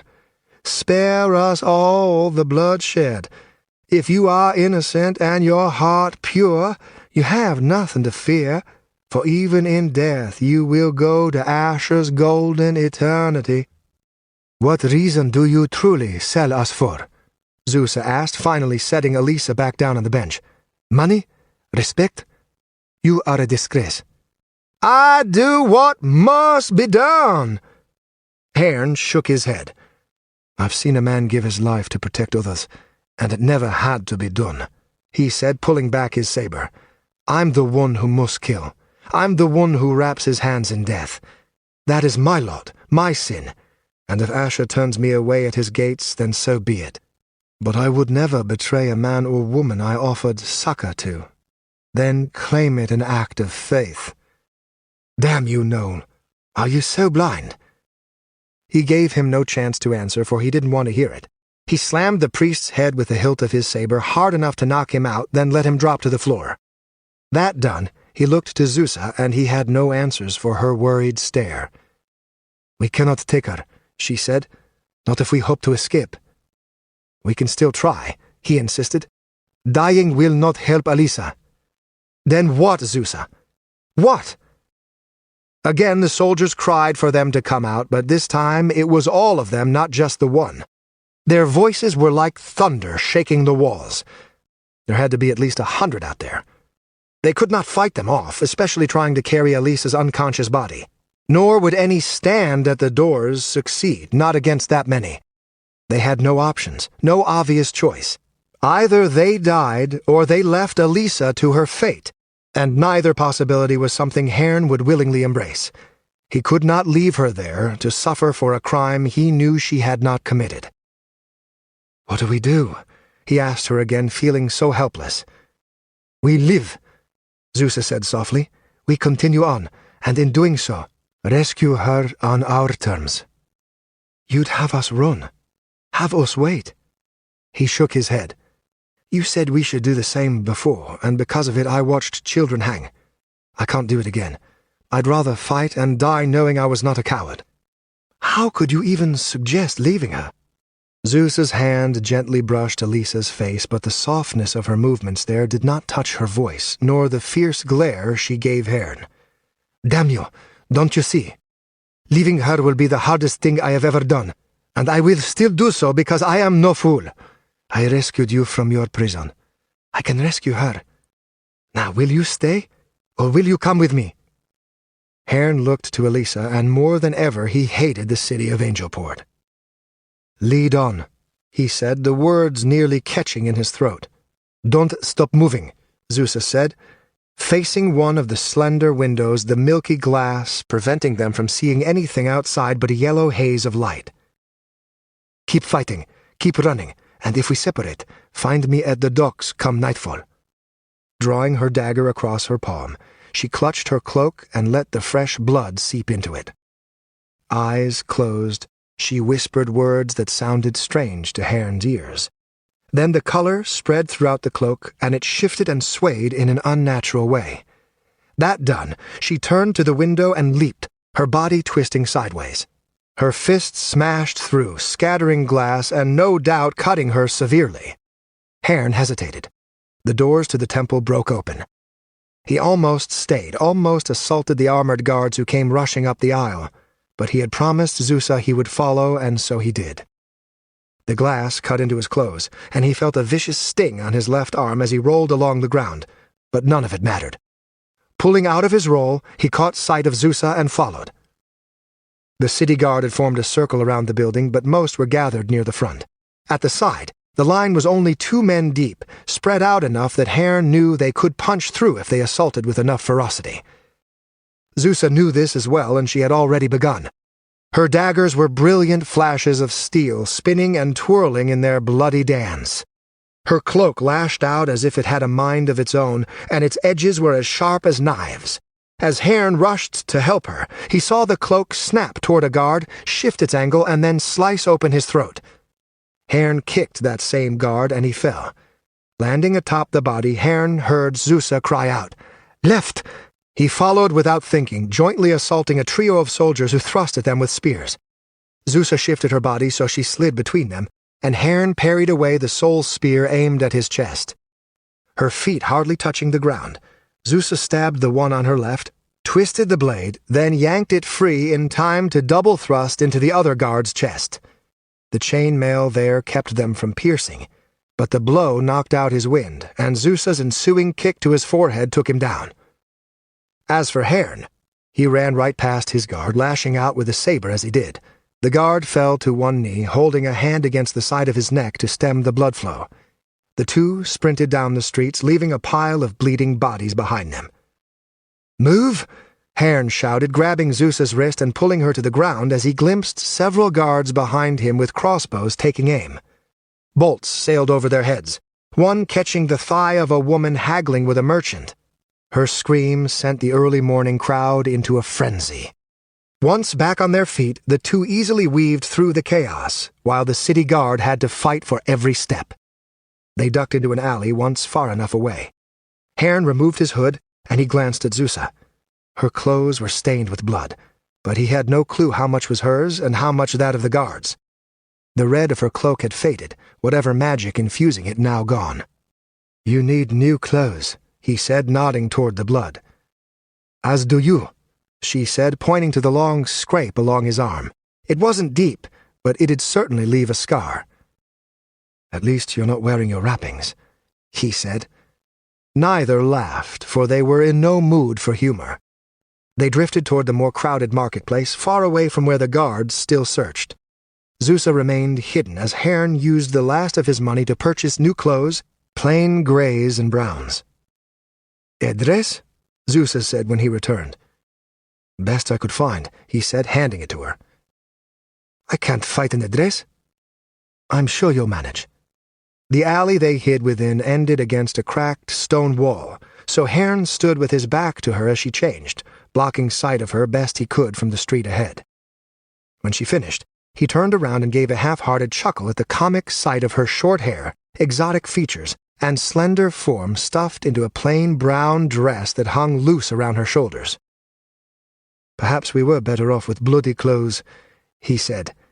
He changed into his own clothes, then tied their old outfits into a bundle he could throw over his shoulder.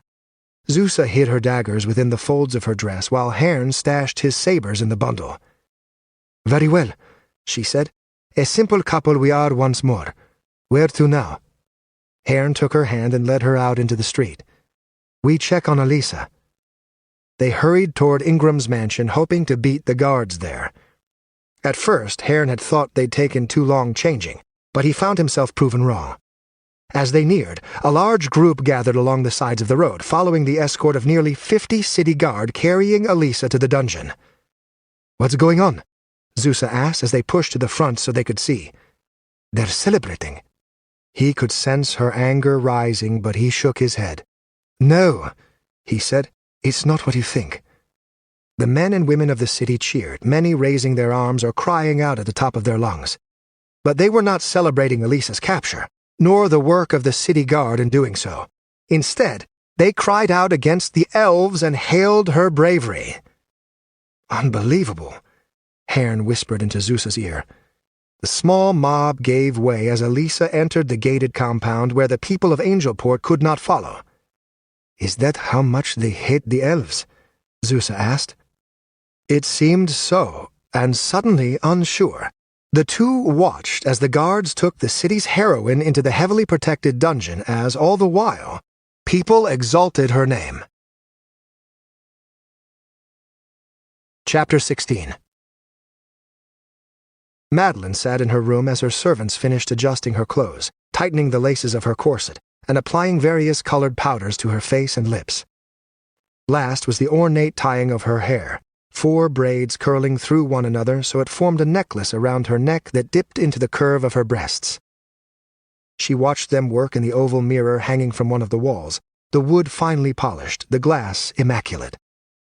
No sign remained of the blood of her husband that had splashed across it days before. If only she could clean up the filth of Angelport as easily as she could slide a polishing cloth over that sheet of glass. Her mood soured as Torgar stepped through the door and leaned against the frame with his arms crossed. "Not sure this is a good idea," he said. "The streets still aren't the safest." "If you and your men do your job, I have nothing to fear. We can't hold back a mob." She glared at him, careful not to move her head and disrupt the work of the 2 servants still braiding her hair. "There will be no mobs. Why would they bear any ill will toward me?" The giant man shrugged, and he said nothing despite clearly disagreeing. One of the servants tugged too hard, and she snapped at the girl. "Watch what you're doing!" By the time they finished, she was glad to stand. She looked and felt like the regal ruler she truly was.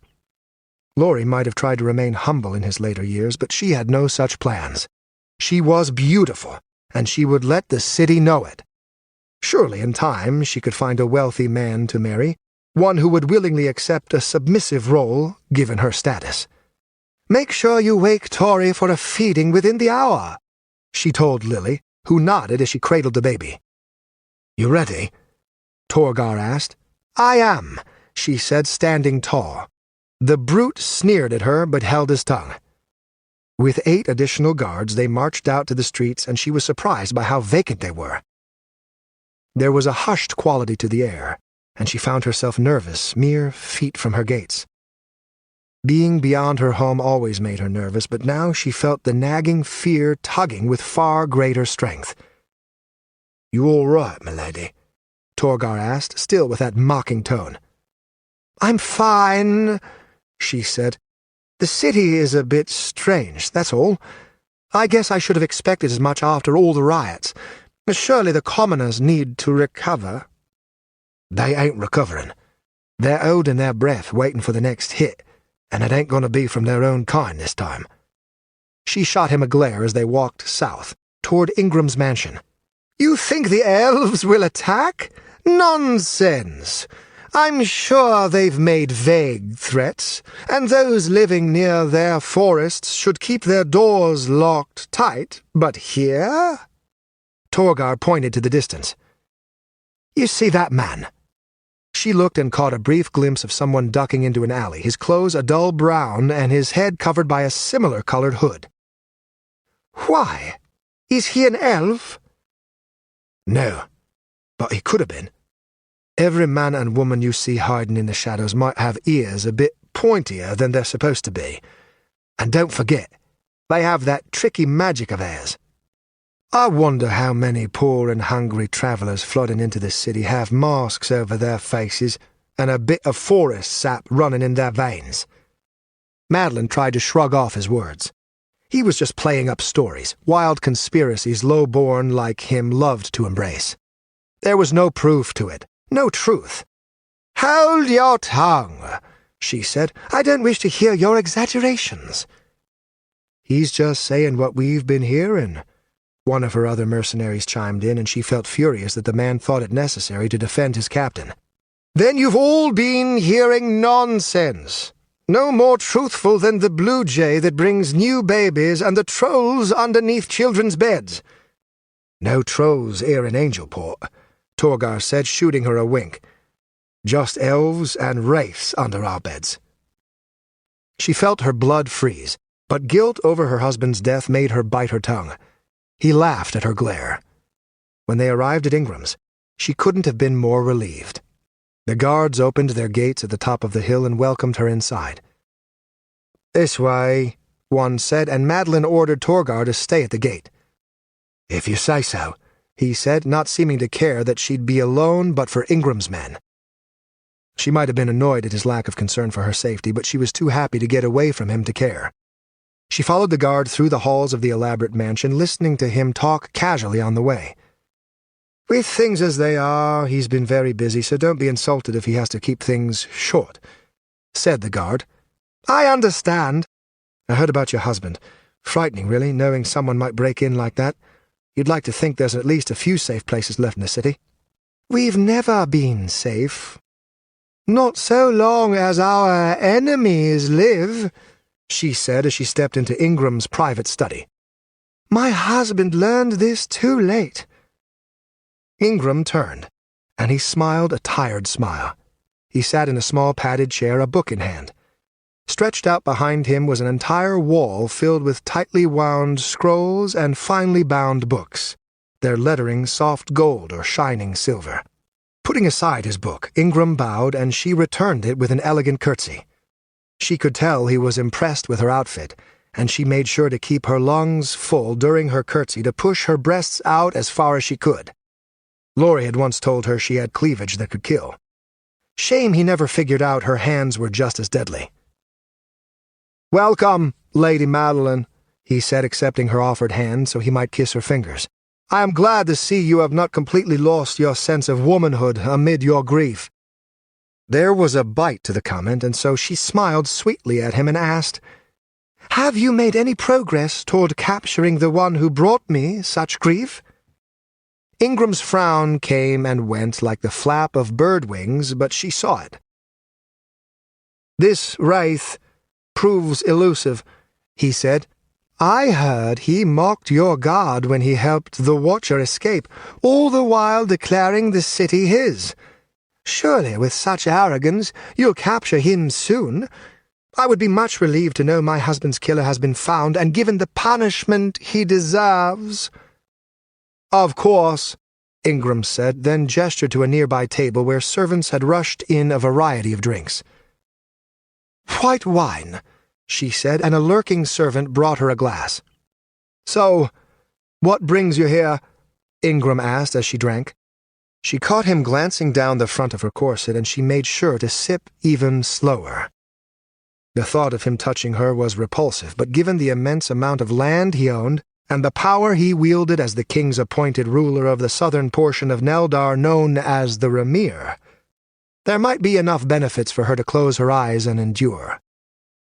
"I come because of Alisa, of course." Ingram sighed. "I take it you're here to demand her release, given how she's a member of your trifect." Madeline had to hold in her smirk. She'd never been fond of Maynard Gemcroft, and she was even less impressed by his rambunctious brat of a daughter. The idea of wielding her influence and wealth to demand Alisa's release? Preposterous. "Quite the opposite," Madeline said, struggling to keep her smile pleasant. "No, Ingram, I've come to make sure you have the courage to punish her accordingly for her crimes. Even we of the trifect are not above the king's law." Ingram raised an eyebrow. "Funny how your husband never shared the same opinion whenever Terrace got into a scrap." The mention of her son's name stabbed her heart like a dagger, and she discreetly tugged the top of her corset higher. "I am not Laurie, and I would be thankful if you did not mention either of their names.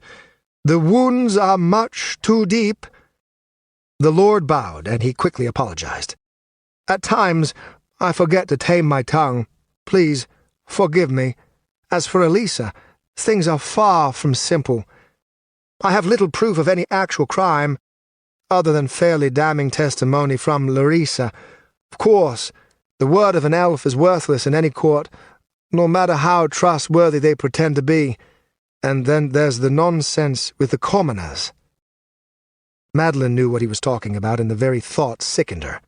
Because the people believed Alisa responsible for the attack on Larissa, they hailed her as a hero, the first of their nobles and leaders to take decisive action against the elves slaughtering their kin at the forest's edges.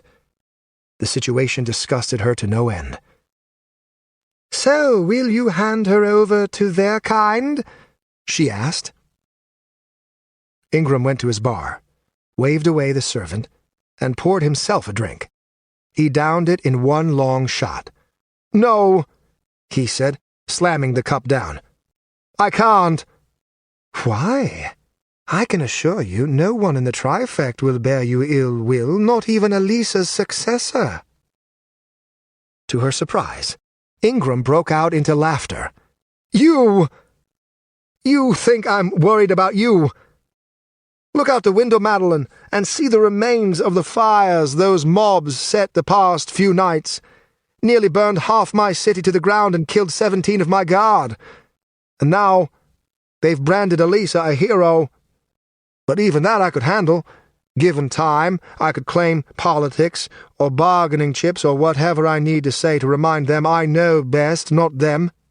But the merchant lords are spinning this as well, Madeline. Every damn one of them is grandstanding about how I'm a terrible leader for this city, and it should be them in charge. They say they'd never, ever think of surrendering Alisa for trial and execution. So, if I hand Alisa over to those elves, I'll have mobs surrounding my estate ready to burn me alive." He downed a second glass. "Gods damn it! How did this happen?" "You know what I had to do yesterday. I had to beg and grovel like a damn peasant to convince Graven, that ambassador of theirs, that I meant no ill will, and he claims he's one of the few who doesn't want war. Ha!" Madeline did her best to smile. The opening she'd hoped for was right before her, and she slid closer and poured him a third glass. "So, it's the merchants stirring up trouble?" Ingram shrugged. "It seems everyone is, but they've been particularly unhelpful. If I make any move against them now, Angelport suffers. We live and die by their boats. You know that, and God's help me if the elves actually put us under siege. I can't imagine how badly the merchants would fuck us over if we had to rely on them for food and supplies, pardon my language." When he didn't drink, she took the glass from him and downed it herself. It burned, and her eyes watered, but she forced herself to show no sign. She wanted him to know she could be just as tough as any man, especially when it came to what she was about to propose. "The merchants have been a thorn in my side for as long as they've been one in yours," she said. "My husband failed to deal with them properly. But I won't.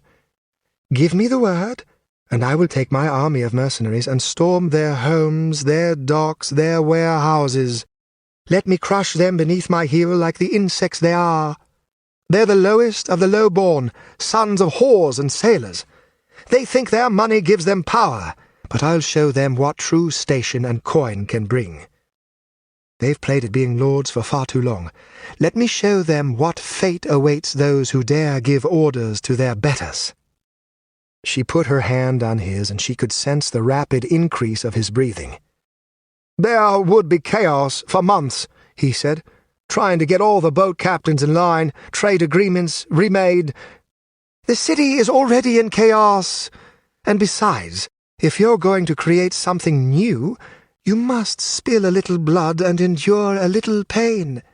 That's a lesson we women learn early." She could tell he was weakening. Just a little more, and she'd have the bloodbath she craved.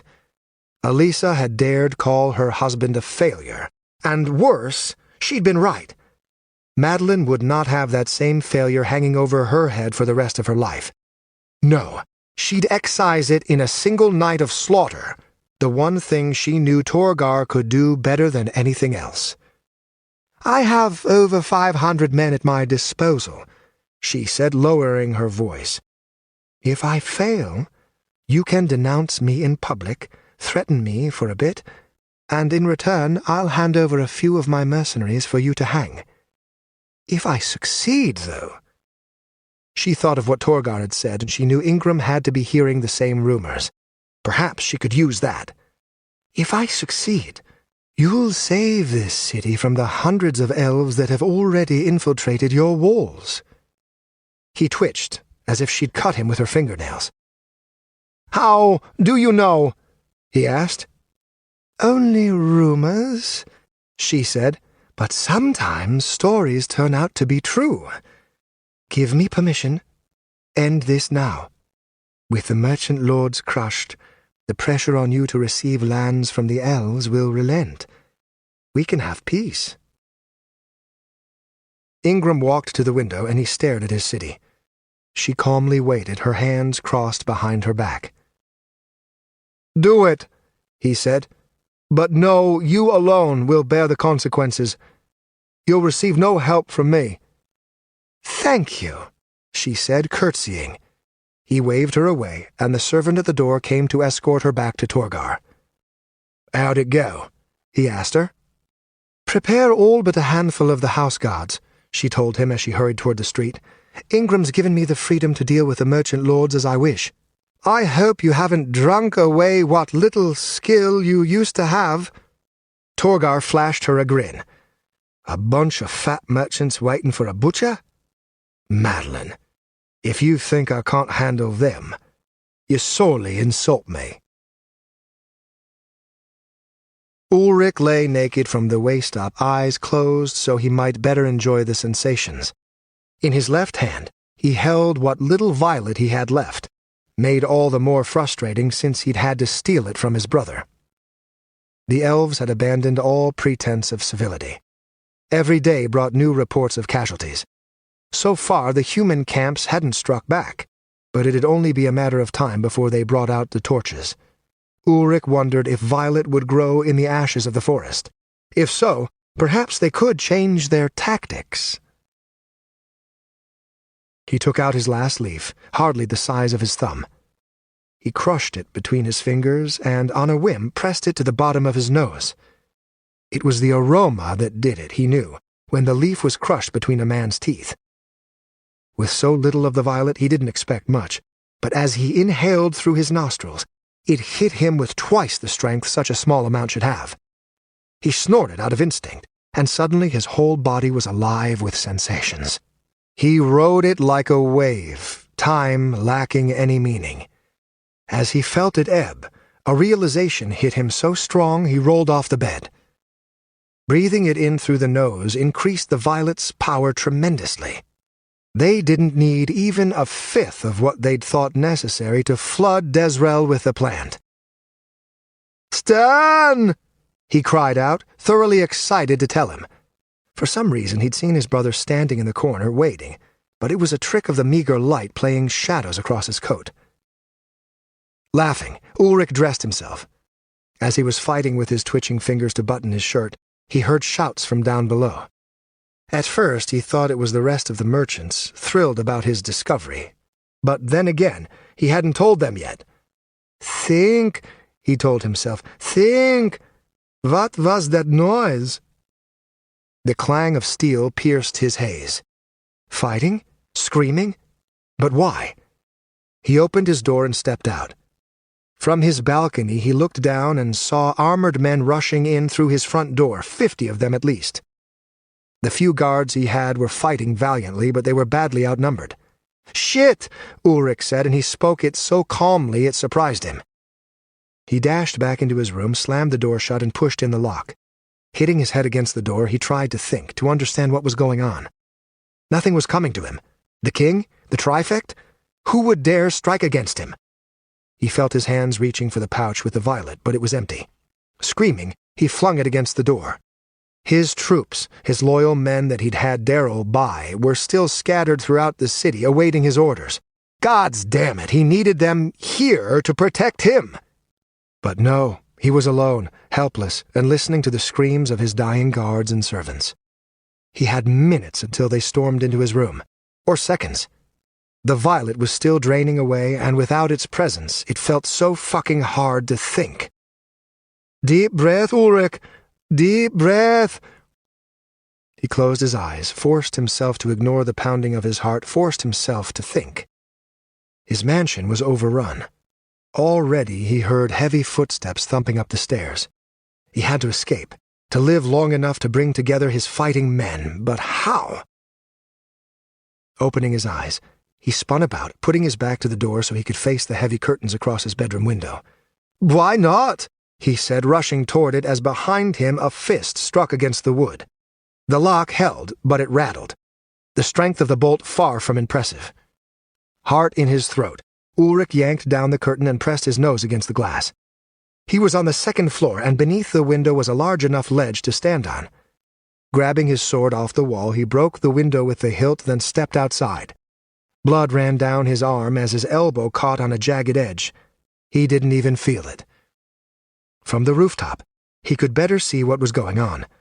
The gate to his mansion had been smashed open, and he saw the trampled bodies of his guards beside the wreckage.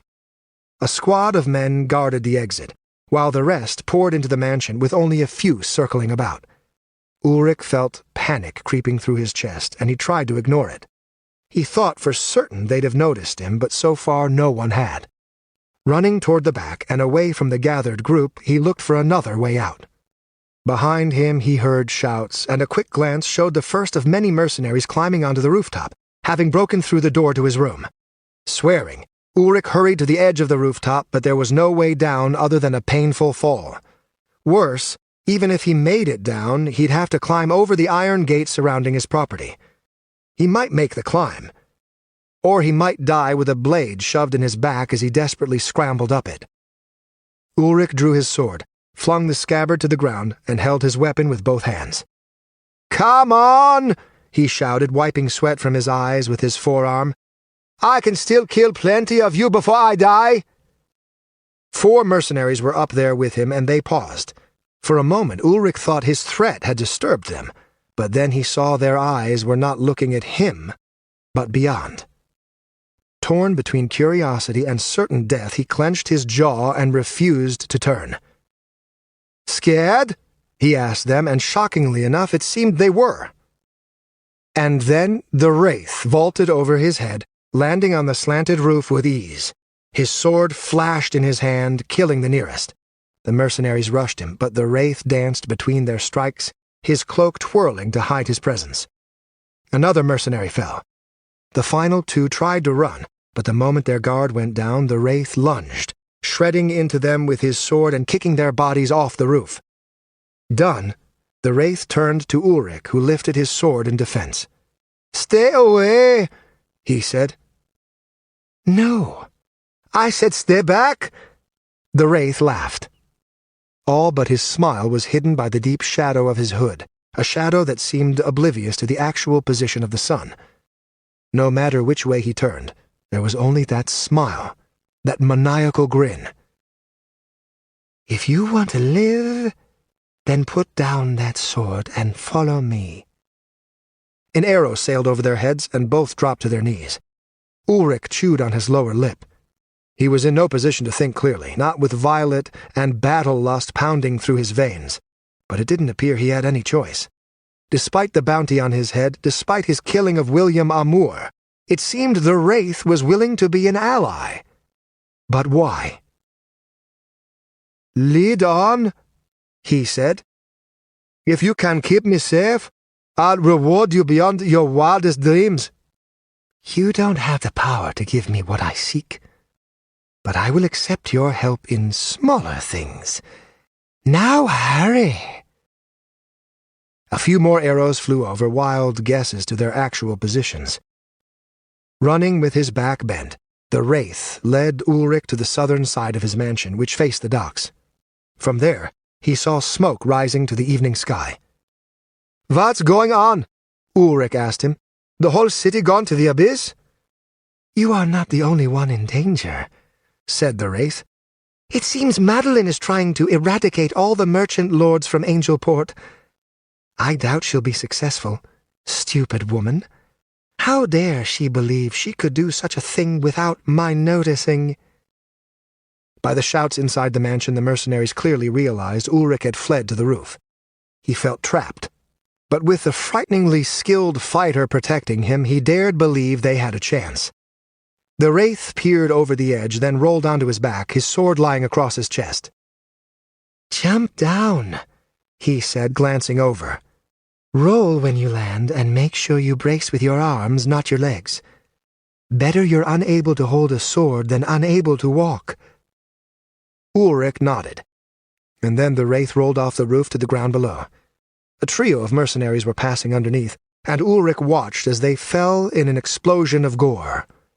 With them dead, the Wraith beckoned him to follow. Given no choice, Ulrich hung from the edge by his hands, then let go. He hit hard, and his right knee popped. Before he could cry out in pain, the Wraith was there, yanking him to his feet. "Run, you fool!" The Wraith pulled him along, and every bit of his strength was necessary. The slightest weight on his right knee flooded it with pain, and by the time they reached the fence, Ulrich was more stumbling than running. Looking up at the rows of spikes he'd had installed along the top of the fence, he wondered how he was to cross. "Here," the Wraith said, offering his hands for Ulrich to step upon. "Step with your good leg, then jump. Do not think, now do it!" Over 10 armed men turned the corner from the front, and they let out an alarm upon spotting the two by the fence. One let fly an arrow, and it clacked into the bars mere feet away. That was enough to get Ulrich moving. He planted his left foot on the Wraith's hands and was stunned by how it felt like he stepped onto stone. As he moved to jump, he felt himself lifted, and suddenly he was sailing headfirst over the fence. He landed flat on his back, the impact blasting the air from his lungs. Tears ran down his face as he tried to stand. His right knee was in total agony, and when he took a step with it, it buckled under his weight. Before the mercenaries could arrive, the Wraith jumped over the fence, not needing a running start. Ulrich could hardly believe the sight. The man glared down at him, and for once his smile was gone.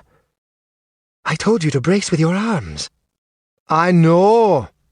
The Wraith pulled him back up, and he let a bit of his weight rest on his shoulders. "Move fast and in rhythm. We must get you to your brother, where the battle still rages." Step by step they ran toward the docks, Ulrich feeling like troublesome baggage. As they came closer, he saw a great pillar of smoke, and his throat tightened. "That's my brother's home," he said. "Stay calm. He fled sooner than most and has gathered his men. He is why the others might live." "Why isn't the city guard doing something to stop it?" The Wraith laughed. "Because Ingram has signed off on it, you dim-witted animal. They've rolled the dice together, hoping to wipe out your group forever. A desperate maneuver, one that shows how truly afraid of you they are." Ulrich picked up the pace, limping along as fast as his leg could go. Rage burned in his chest at the thought of Madeline striking against them. Perhaps she did so to protect Elisa? The trifecta always stuck together, their combined wealth and might nearly unassailable. Perhaps Ingram had promised Elisa's freedom from Madeline's attack. Stern's home was far smaller than Ulrich's, though his brother had an equal amount of wealth, if not more. He didn't flaunt it as openly, but that didn't mean his home lacked defensive measures. He, too, had a large wall around it made of thick stone and topped with steel spears. The building itself was in flames. Sailors and low-born men fought against the mercenaries, nearly outnumbering them 2-1. Strangely, it was Madeline's men trapped within the wall between the mob and the fire, not his brothers. "Stern came around back and ambushed them," the Wraith said. "Very good." Something pierced Ulrich's back and he screamed as he collapsed. The Wraith immediately let him drop so he could face the new threat. Ulrich rolled to one side and he caught a glimpse of a quarrel sticking out from beneath his shoulder blade. Far down the street, several mercenaries gathered, one of them reloading a crossbow. Whether they had chased from Ulrich's place or come to help from elsewhere, he didn't know, nor did it matter. The Wraith weaved side to side as he ran toward them, avoiding a second bolt that wasn't even close. Warm blood pooled below him as Ulrich watched the mercenaries try in vain to match the Wraith's wicked skill. Their swords were slow by comparison, each defense always seeming to be the wrong one. The Wraith feinted, took off the head of one man, parried a desperate lunge, and then whirled. Gore splashed across the ground as 2 more fell, huge gashes in their throats. Ulrich's heart skipped as the crossbowman fired again, and this time it seemed his aim was true. It didn't take him down, and the bolt lodged in the Wraith's side only seemed to increase his fury. The remaining 2 died in a furious display, his sword severing limbs and tearing flesh with its frighteningly keen edge. The last of them dealt with, he fell to one knee, grabbed the shaft, and tore it free. He made no cry of pain. When he dropped the bloody projectile to the ground and turned, he was smiling. Never before had Ulrich doubted the man's mortality until seeing that smile. "Can you stand?" the Wraith asked as he approached. "We must hurry if we are to turn the battle in your favor." His upper back throbbed with pain, and his right knee felt almost as bad. Gingerly he stood, bracing his weight on his left leg. The Wraith leaned down to help him, and Ulrich realized he was staring into the shadowed hood from mere inches away. Even so close, the darkness remained. It had to be magical, Ulrich realized.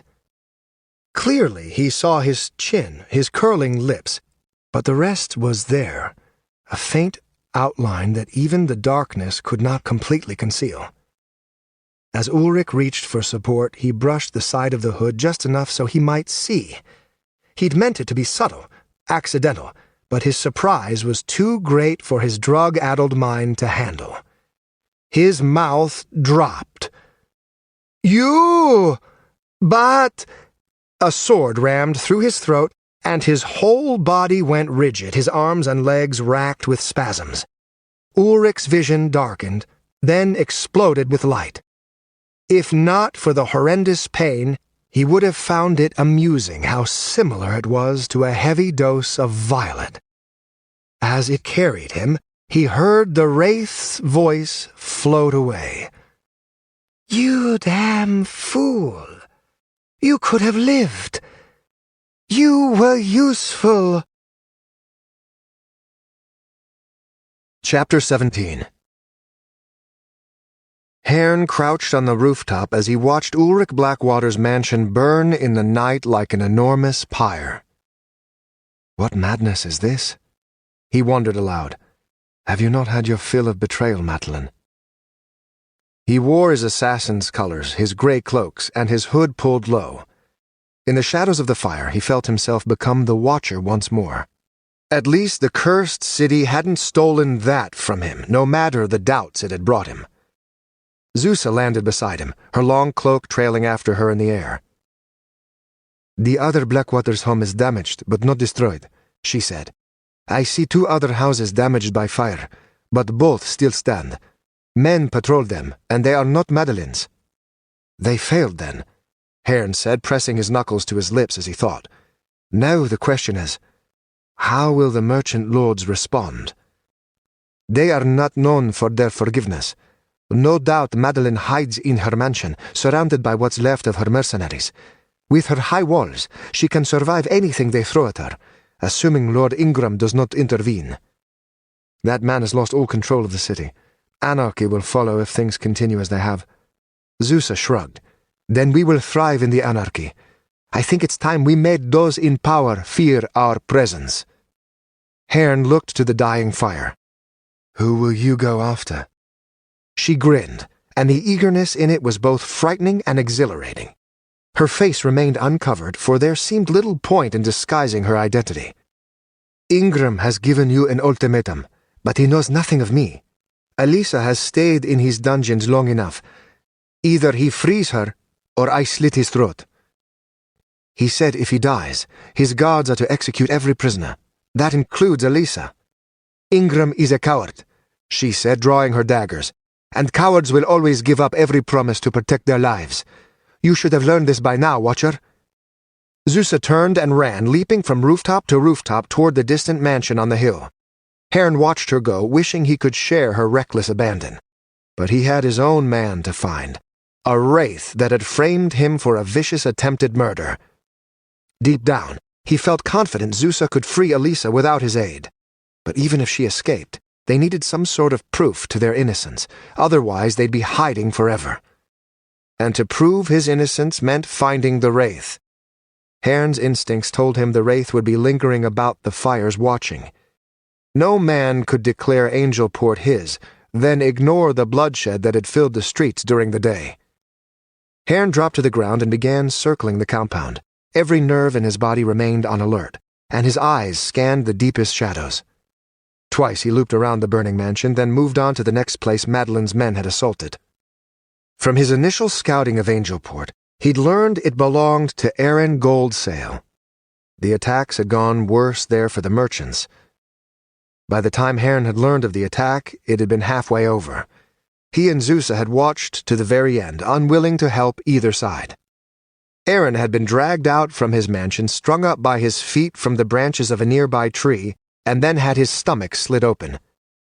They'd wrapped his intestines around his neck before he finally died.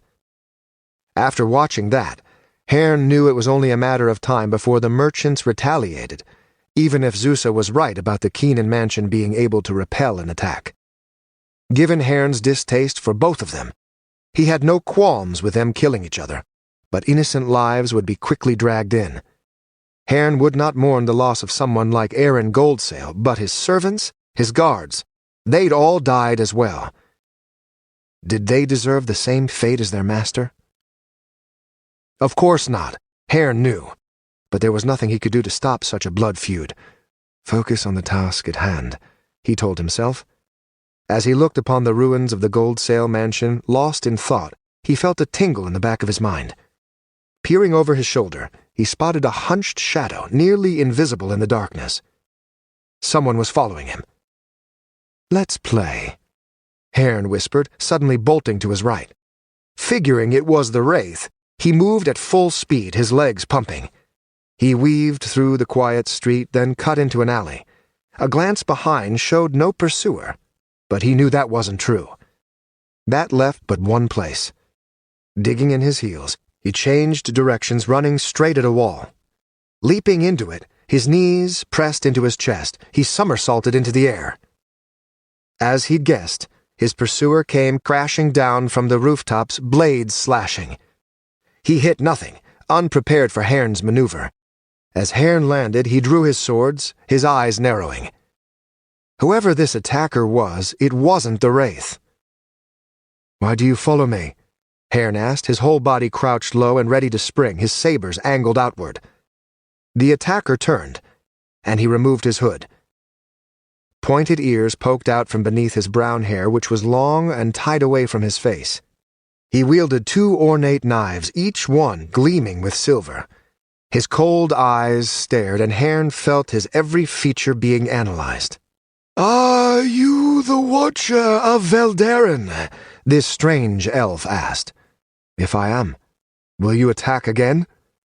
The elf glared, clearly not amused. I have little patience for human sarcasm. And I for unwarranted attacks. Begone, I have no wish to hurt you. The elf chuckled, a small smile pulling at the edges of his mouth. You won't. He moved to attack, and Herrn went to block, only too late realizing it was a feint. The elf slashed again, one knee bent so his whole body could attack at a bizarre angle.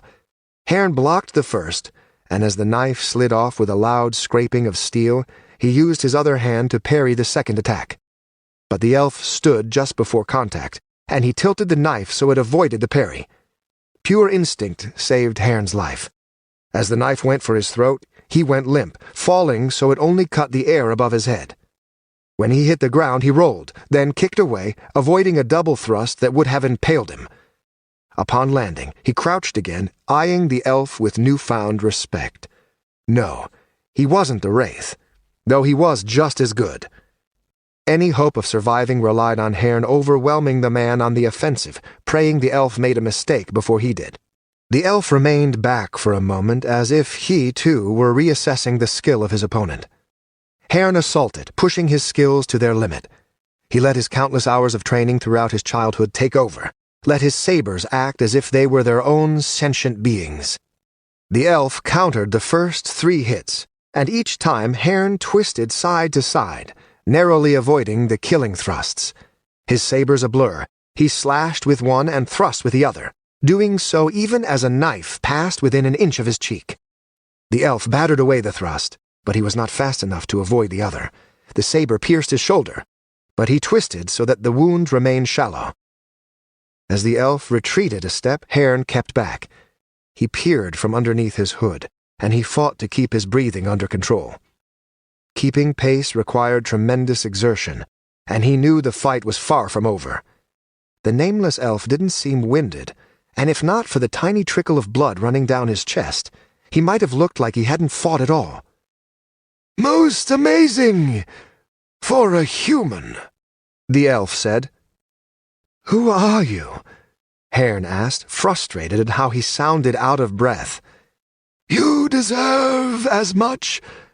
My name is Deiridon, and I've been sent to kill you. Before Herrn could protest, the elf attacked. He fought his initial instinct to retreat and instead met the charge head-on. Their weapons danced, and they shifted their feet and twisted their bodies so neither could find advantage. Deiridon gave him no opening except false openings, traps he refused to fall for. Herrn felt sweat drip across his forehead, his vision narrowing so that he saw only his opponent and the dark street around them. Still, he sensed the fight slipping away. Deiridon pressed the attack, his knives scoring a dozen shallow cuts. Herrn bled but would not go down. At last, the elf made a mistake. Herrn narrowly ducked a swipe, then vaulted away. As his body curled through the air, his foot connected with Deiridon's chin, snapping his head back. His vision dazed, he retreated, his knives slashing in a bewildering defense. But Herrn had no intention of attacking. He ran. A quick look behind showed him at least 50 yards ahead, and that would be enough. After the past few nights he'd searched for the Wraith, he felt confident he knew the city better than any outsider elf.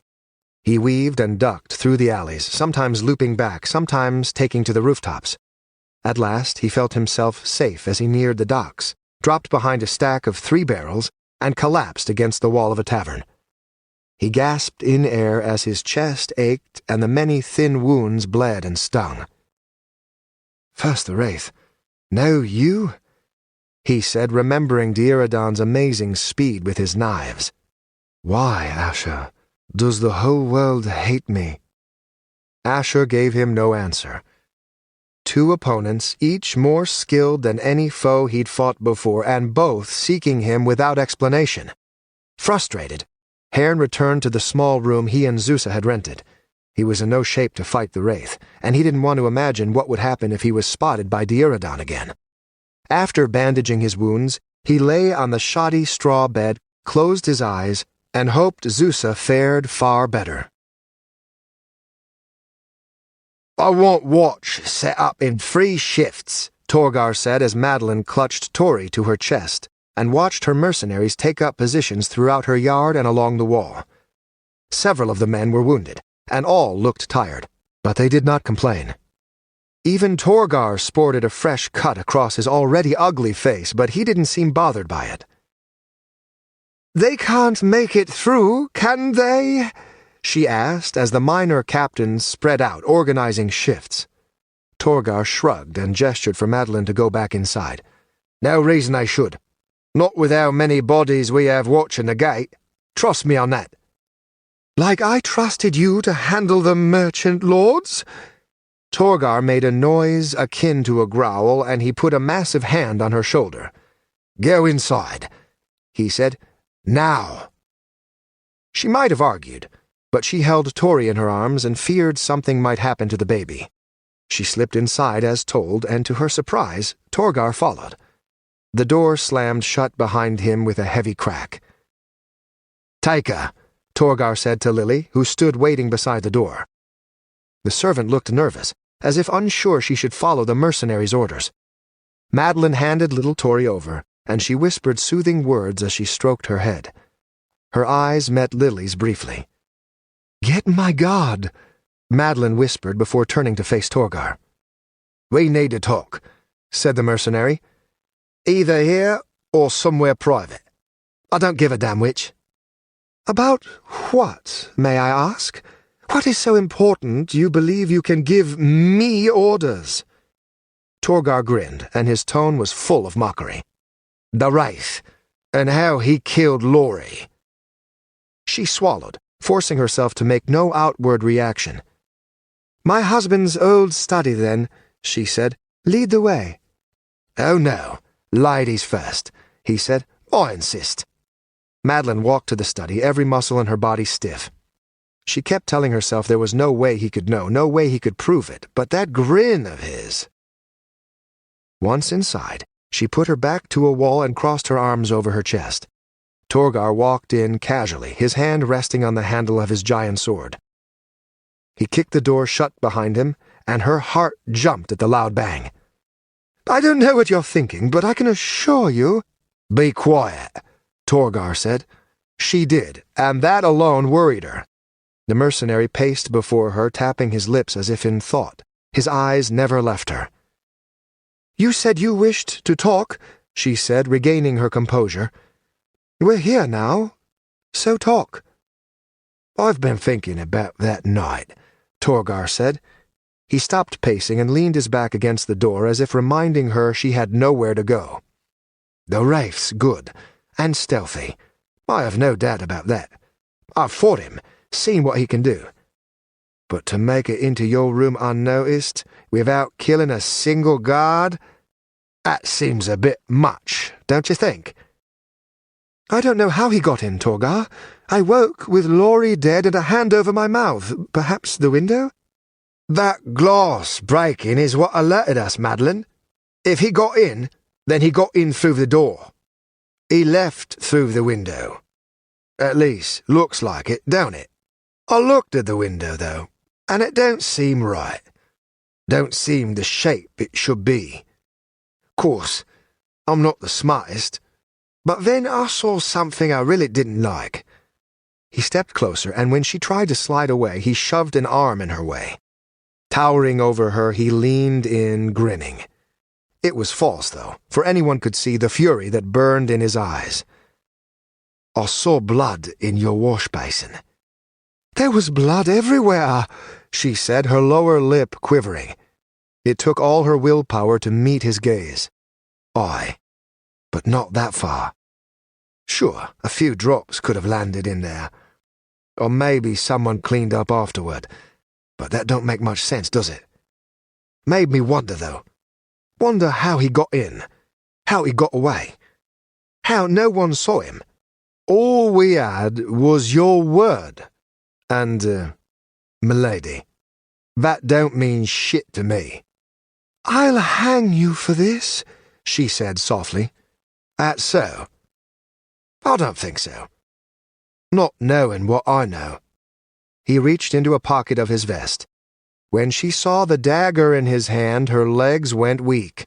The hilt was golden, the sharp blade still stained with dried blood. You recognize this, don't you? He asked. Should I? She said, trying to feign innocence. I tore your damn room apart, Madeline, and I found this sewn up in your mattress. Look at it. Look at it! It don't take much guessing to know whose blood is dried on the edge. What do you want? She asked. Under such conditions, she normally would have flaunted her body, used her sex to subdue his anger, and put herself under his protection. But something about Torgar always made her uncomfortable, and deep down she knew any advance she made would be met by a blow from the back of his hand. Torgar jammed the dagger into the wall.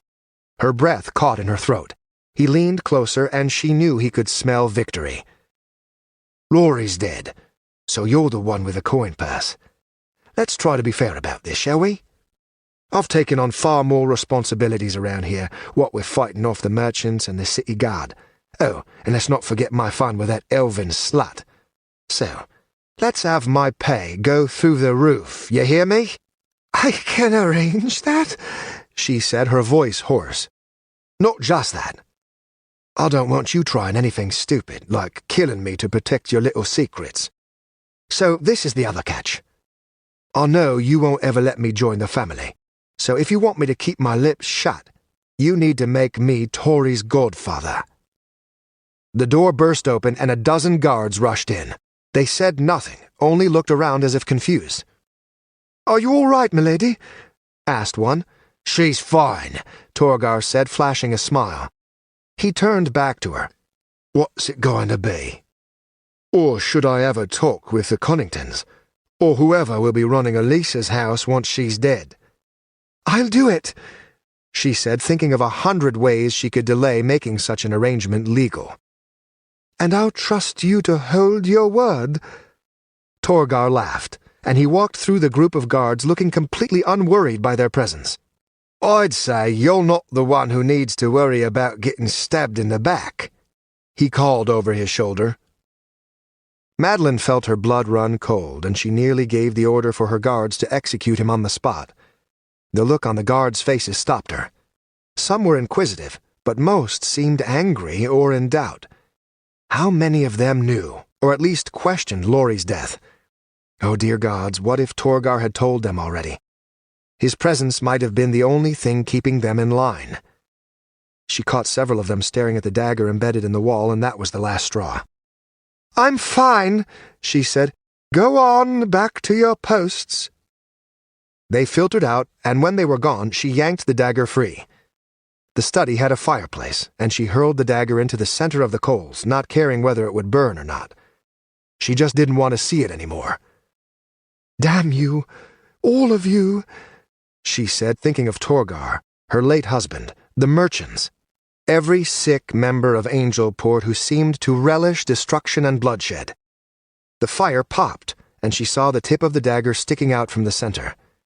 As the blood blackened, she wondered how to kill Torgar without blame or suspicion. There had to be a way, and she would find it. For once, the Keenan fortune was fully under her control. No one would take that from her. No one, not even the brutish guard who knew her darkest secret. Chapter 18. Zusa remained patient as she crept toward Ingram's compound, knowing the slightest mistake could be her last. Between the mobs, the elves, and the merchants, every guard would be on high alert, and that wasn't even counting the added protection because of the Wraith, or Hairn's earlier midnight visit. Still, she was one of the faceless, if not the last. Nothing would stop her from getting in. Her patience was infinite, the shadows, her friends. Of course, getting out was another matter. She couldn't help but think of her and Hairn's disastrous escape.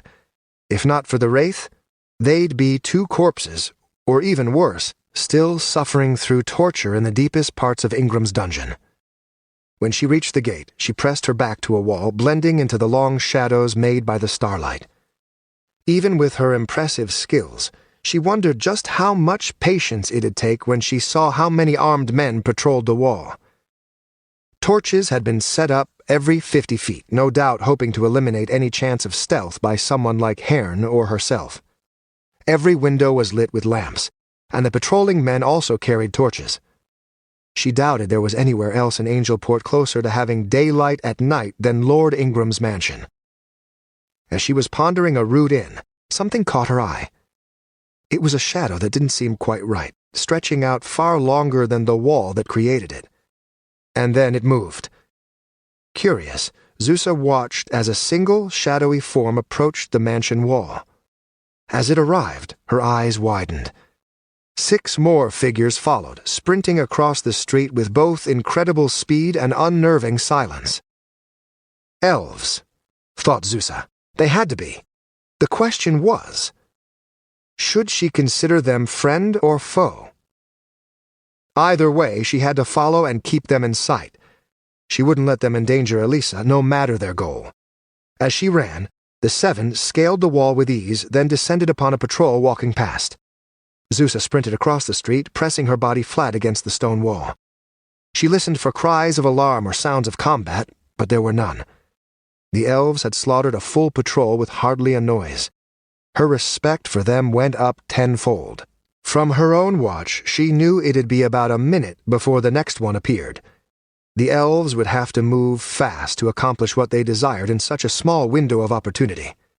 Zusa leaped,